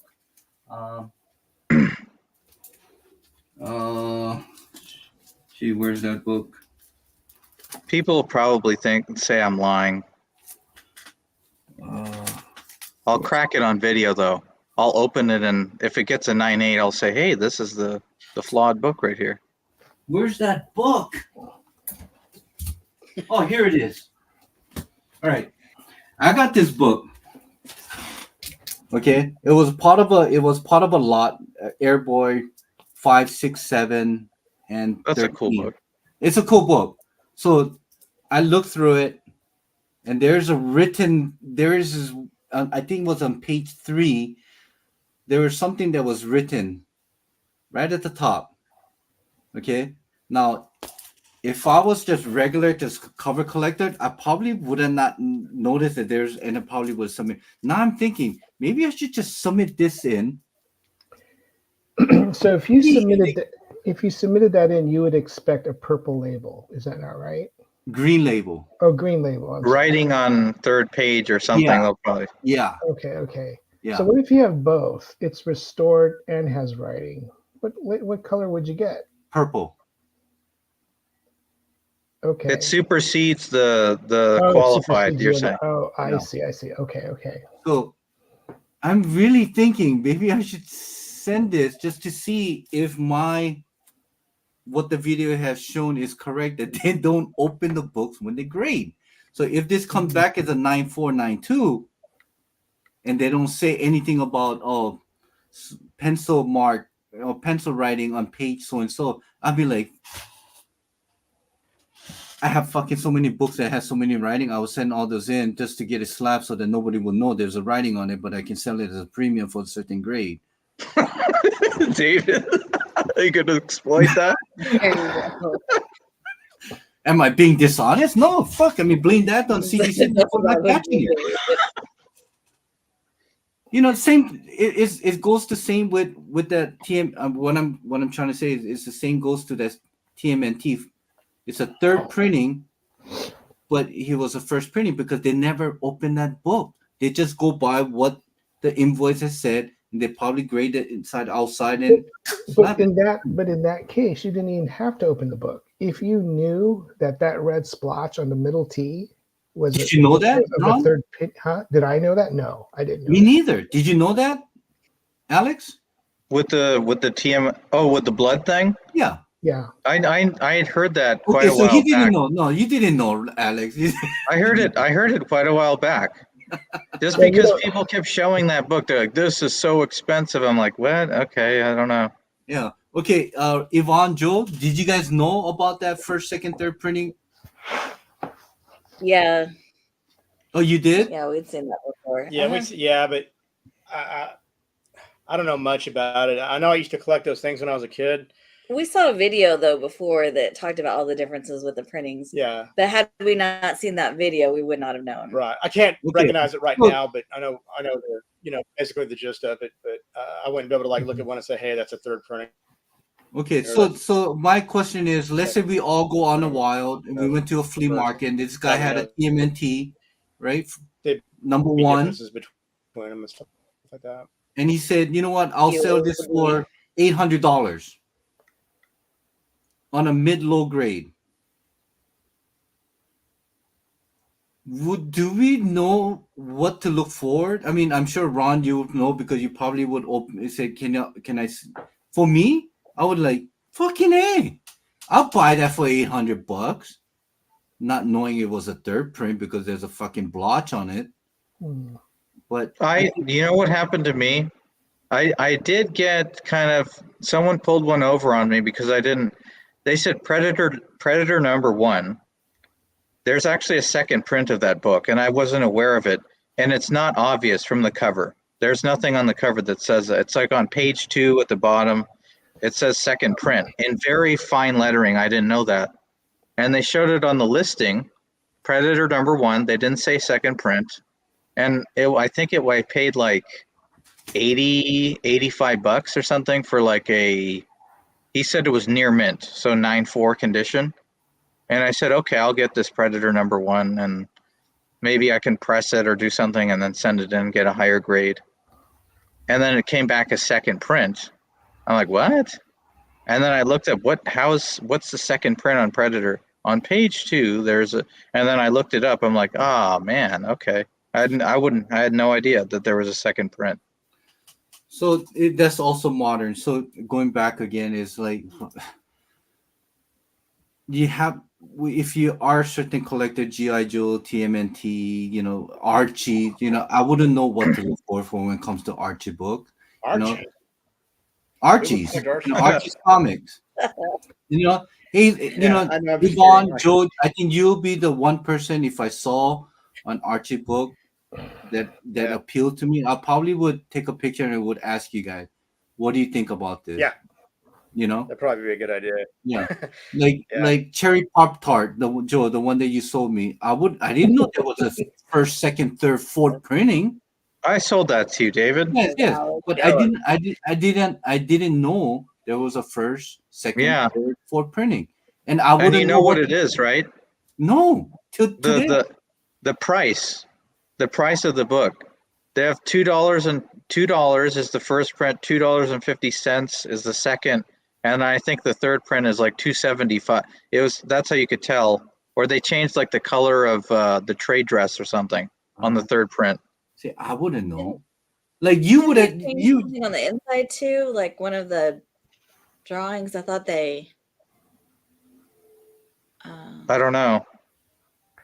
I knew about the trade dress and the price. That's how you could tell. So here goes. So he, excuse me. You can't even find that book. So Joel, not Joel, Alex sold me Cherry Pop Tart issue number 1, graded 9.2. Okay, but I don't know anything about it. So if he was a dick, if he wants just to sell me a book, he could have sold me a third printing or the fourth printing. I would have not noticed. And on my video, I say, "Hey, I bought this book, so and so and so, and I paid so much. Of course, thanks for the deal, Joe. But I would have, for Alex, and that's the whole thing.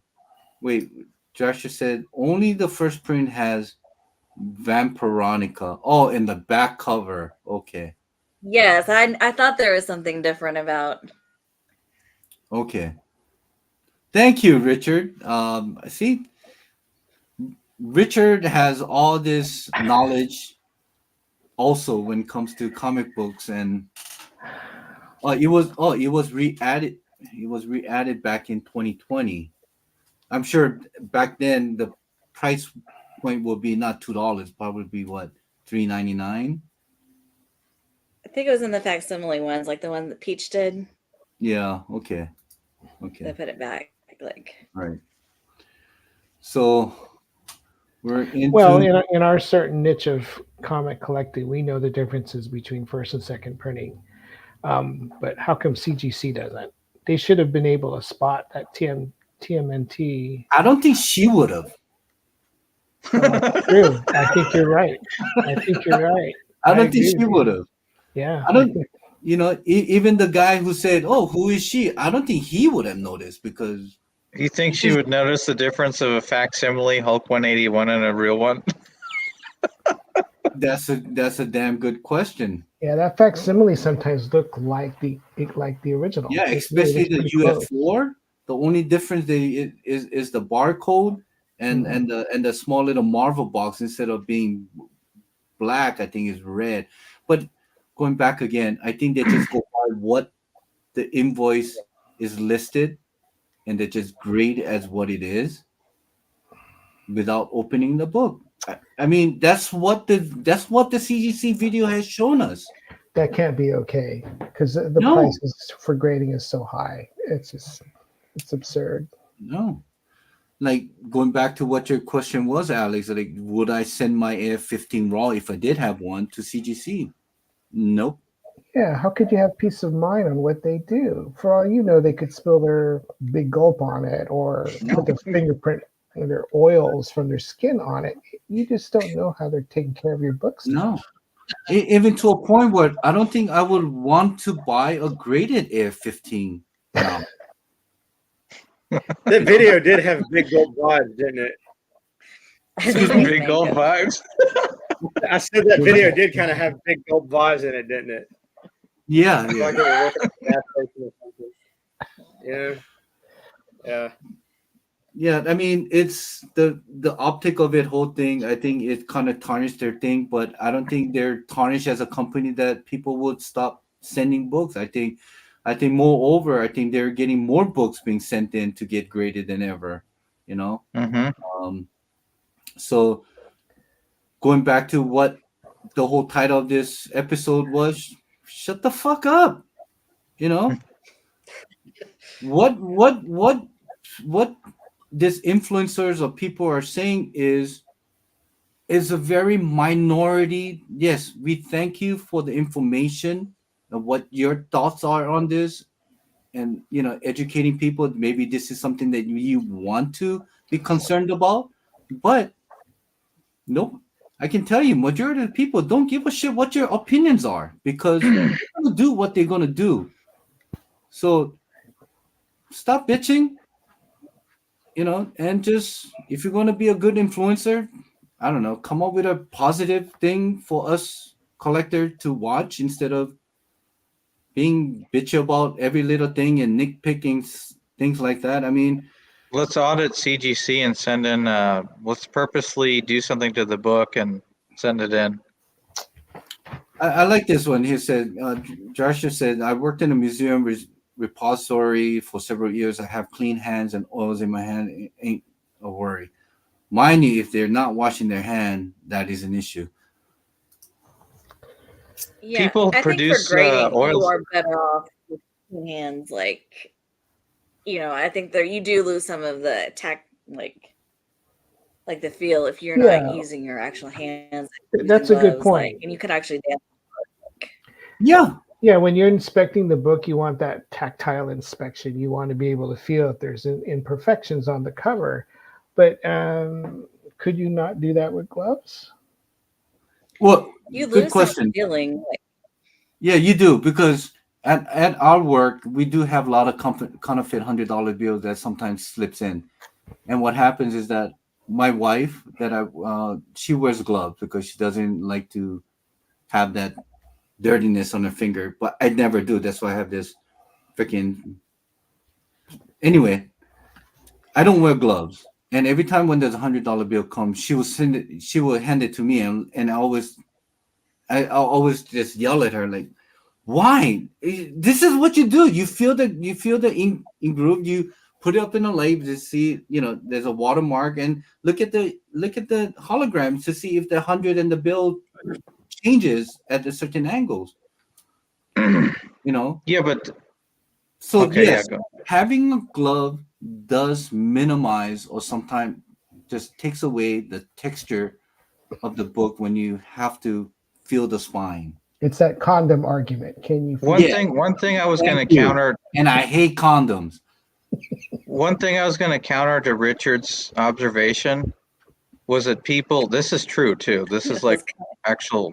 There's empirical evidence to support what I'm about to say. Different depending on your personal physio. Yeah. Depending on your personal Thanks, Lord physiology. Batman. I'm sorry, Alex. Fucking Lord No. Batman got me on that one, man. No, but depending on your personal physiology, people produce oils in their fingers at different rates. Some people have naturally dry hands, so they're great with, touching fine papers like that and stuff. But other people get oily hands very quickly. Even if they just wash them, they immediately start to feel moisture there. Hey, would you be surprised if the guy was fucking armless and he's grading your book with his foot? He's into that stuff, or? Well, no. I'm just going off track here. I'm thinking CGC cannot be biased Some or people may being find more. right, because I saw this video. This lady has no arm, but she dresses in and she put makeup with her foot, and she put oil with her foot. Lotion. What are you watching, dude? It's a long story. Anyway.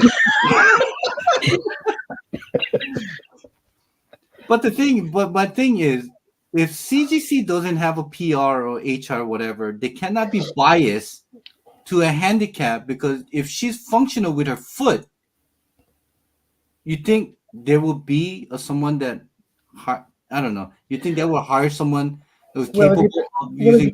if you're talking about discrimination, I would say DEI. right. I would say that in the job description, you would have to say you need to be able to inspect the book with your hands.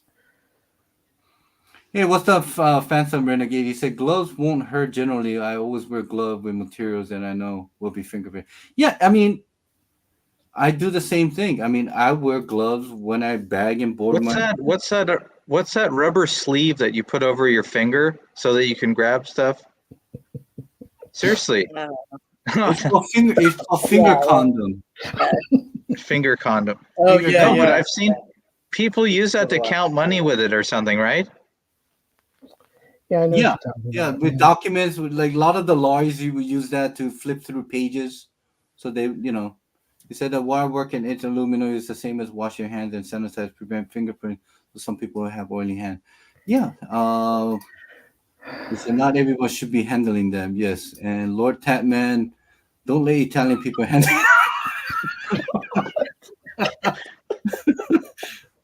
Pictures are different. Also, photos are okay. Well,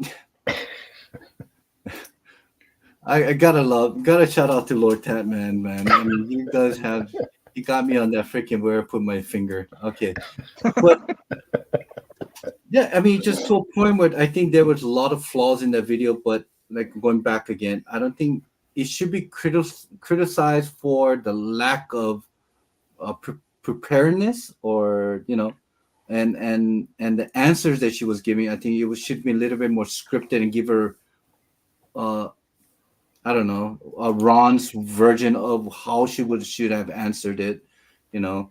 Yeah, I think Top Brass should have pre-screened the video before it got released Yeah. because it just wouldn't be a video that I would want released if I was in charge of CGC. No, no.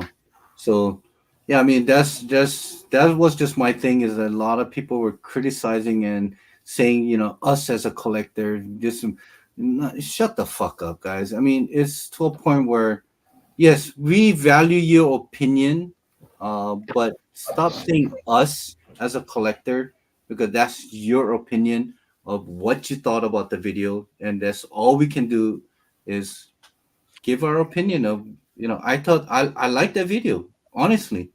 Did I, if I really digged in through it, yes, it It's tarnishes the company as a CGC, but overall I like that video. It was to a point where, yeah, shit, it's it's just like any other working place, it's certainly transparent, but then it also backfire. persuades you. Yeah, it backfires. It doesn't it doesn't make you want to use their service now. No, no.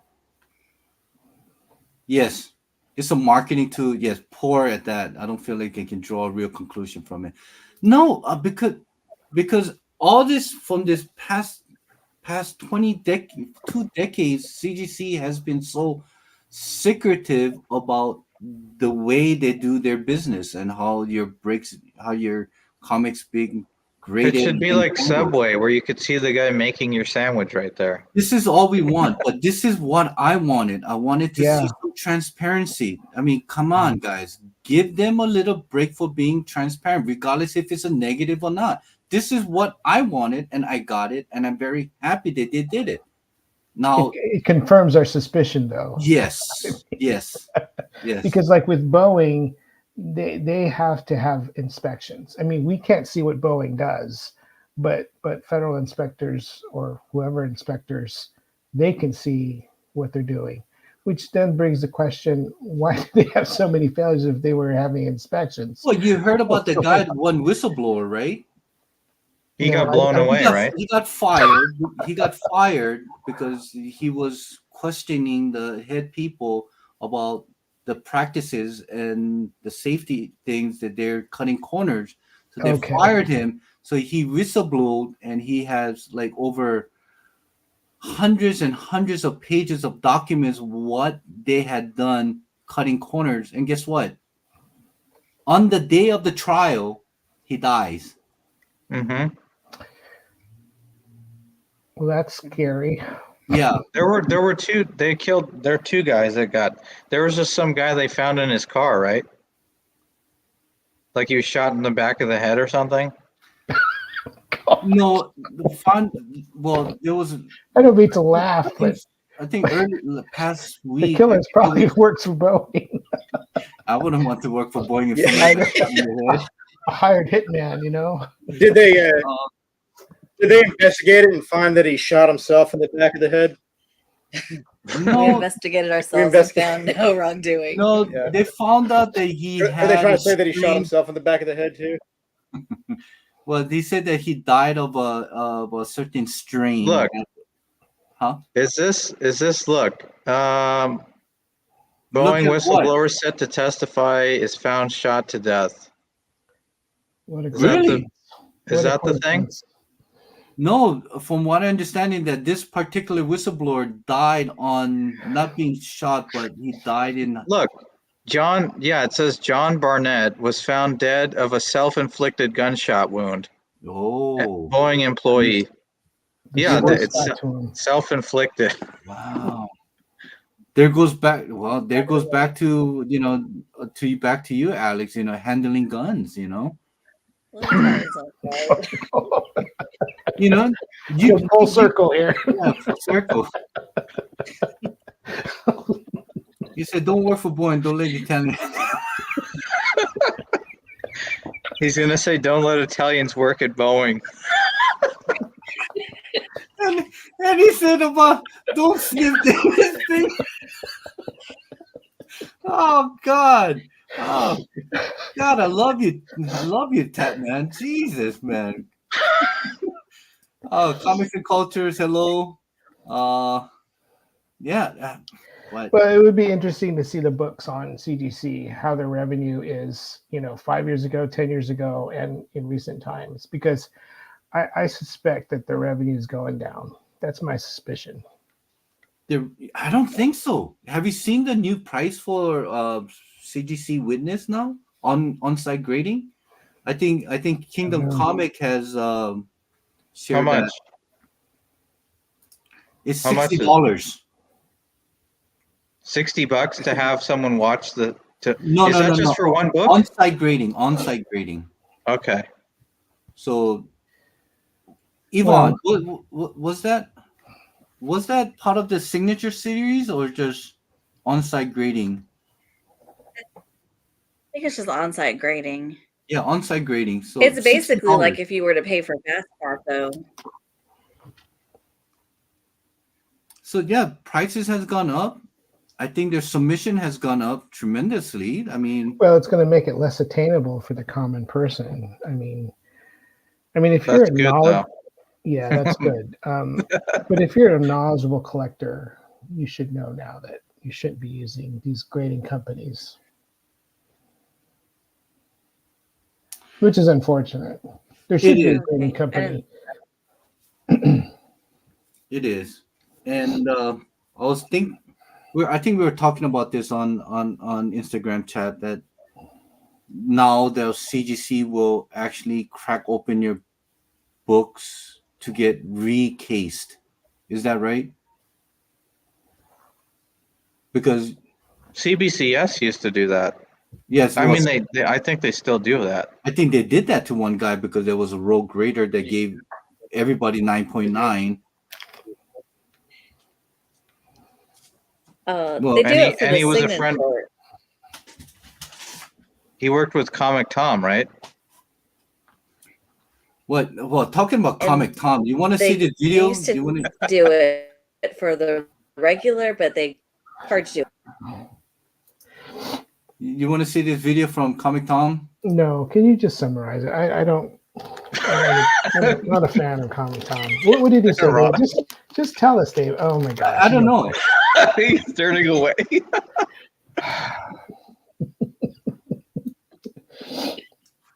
Sure, why not?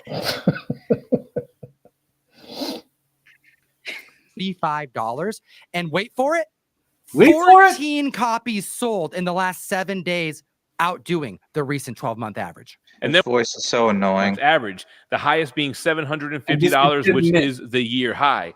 Now, the only other news regarding The Last Ronin is the sequel series, The Re-Evolution, which issue 2 just got pushed back to my birthday, June 12th. I'm getting some flashbacks to when volume 1 was released. Each issue got pushed back so much, driving deer. Okay, that's it. He mentioned his birthday, so he wants free stuff. One, I can't handle guys with with fucking tattoos talking about comic books. I don't care how cool they think they look. I don't trust anybody with like that. I don't know. And I have something tattoos, about, David. but you're have a not a fucking tattoo, too. influencer, are you? You don't like us, David? You're not like what trying we to have to say sell about me comic books, books. David? We are. We are. Where's your tattoo? Not a fan of comic relief, but he seemed red. Yes. Yeah. What the fuck? Well, the thing is, like I said, I don't mind tattoo, but if I have an influencer tattoos like that, telling me what the market is, or but I don't know, just something about the whole optic of Jim Min and fucking Comic Tom. I don't know. It's just people like them, but I don't know what they see in them. I mean, he talks great. I mean, he's a showsmanship, but what the He fuck? talks like a snake oil salesman. You know? You know, it's the excitement, like, because we kind of watched him early on. And I then we didn't just- like the more him we early watched on. it, like, yeah, it was a little bit different, and now, like, I don't know, man. It's just He's like this. Hey, guys, I have a book here that is really going up in price. Check this out, guys. Airboy issue number 5 from Dave Stevens. Before it was $500. Now the prices dropped. Oh my god! Oh my god! Market crashing? Is the market crashing, guys? I'm very concerned. Let me see. Give me your thoughts on the comments below. Shoot. I have 40 copies of this issue if you want to buy it on my Instagram. Yeah. Check out on my whatnot. This will be available starting bid at $1. $1. I had to watch these videos. Well, that performance is how they make money, right? Yeah. Well, Comic Tom, Jim Minton, shut the fuck up because you really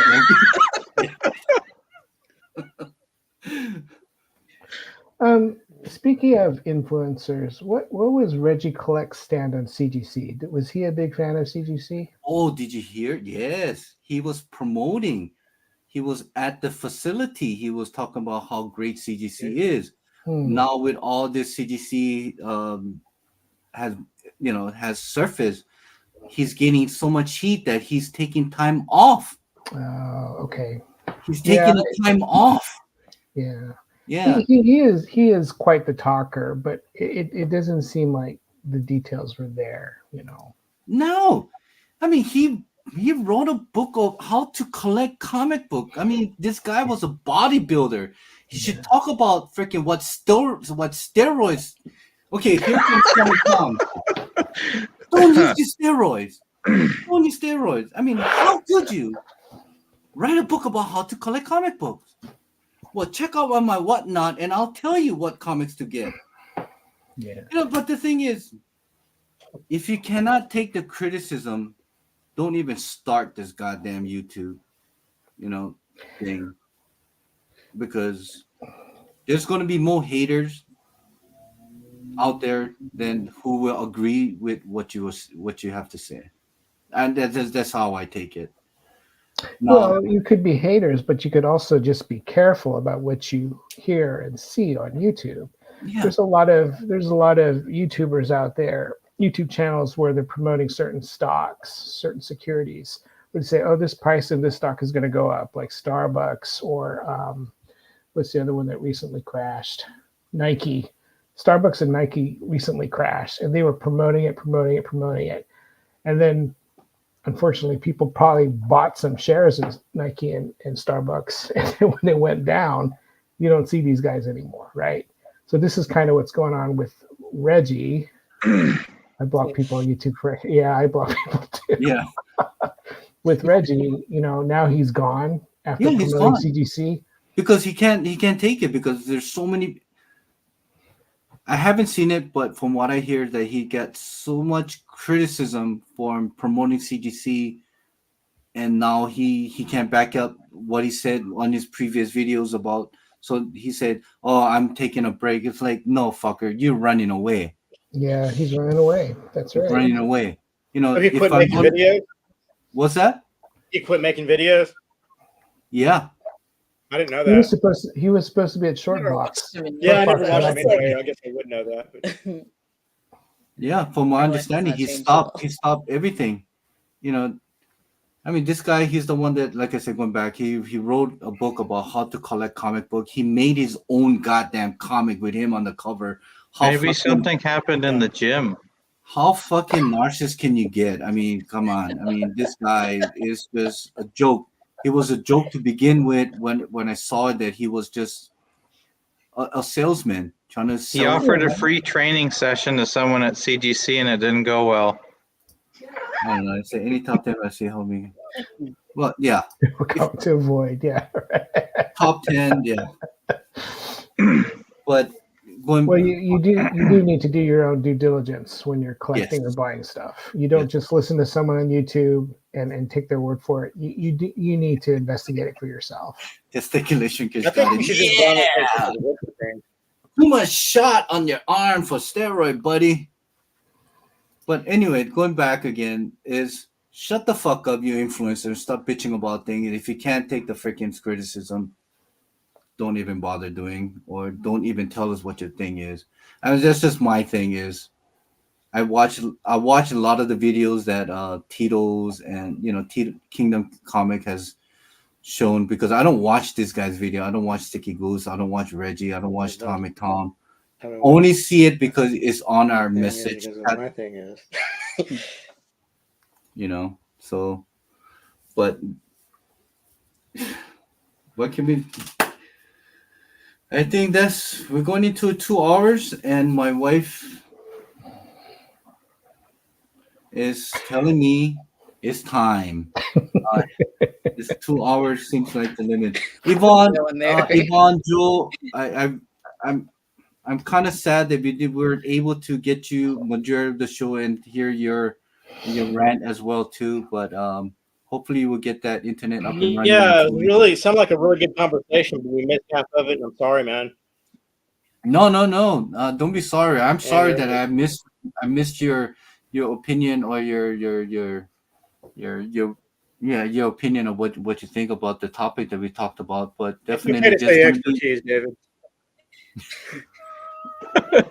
It's okay to say expertise, David. I know that's what you're like. You're trying not to say your expertise, but that's all right. It's okay to say that about me.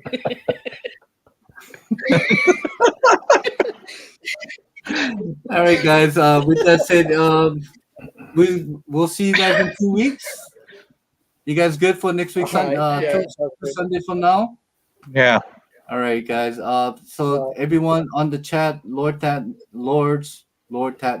gotta love the guy. Drescher, thank you. Comics and Cultures, Phantom Renegade, Hazel Dan on the thing, and everyone who's been, and shout out to New York. David, skip me. Thank you. And and that's my rant for today. And gotta thank my panel member for being their way too. So their opinions as well. Until 2 weeks from today, we'll see you guys again. Shoot.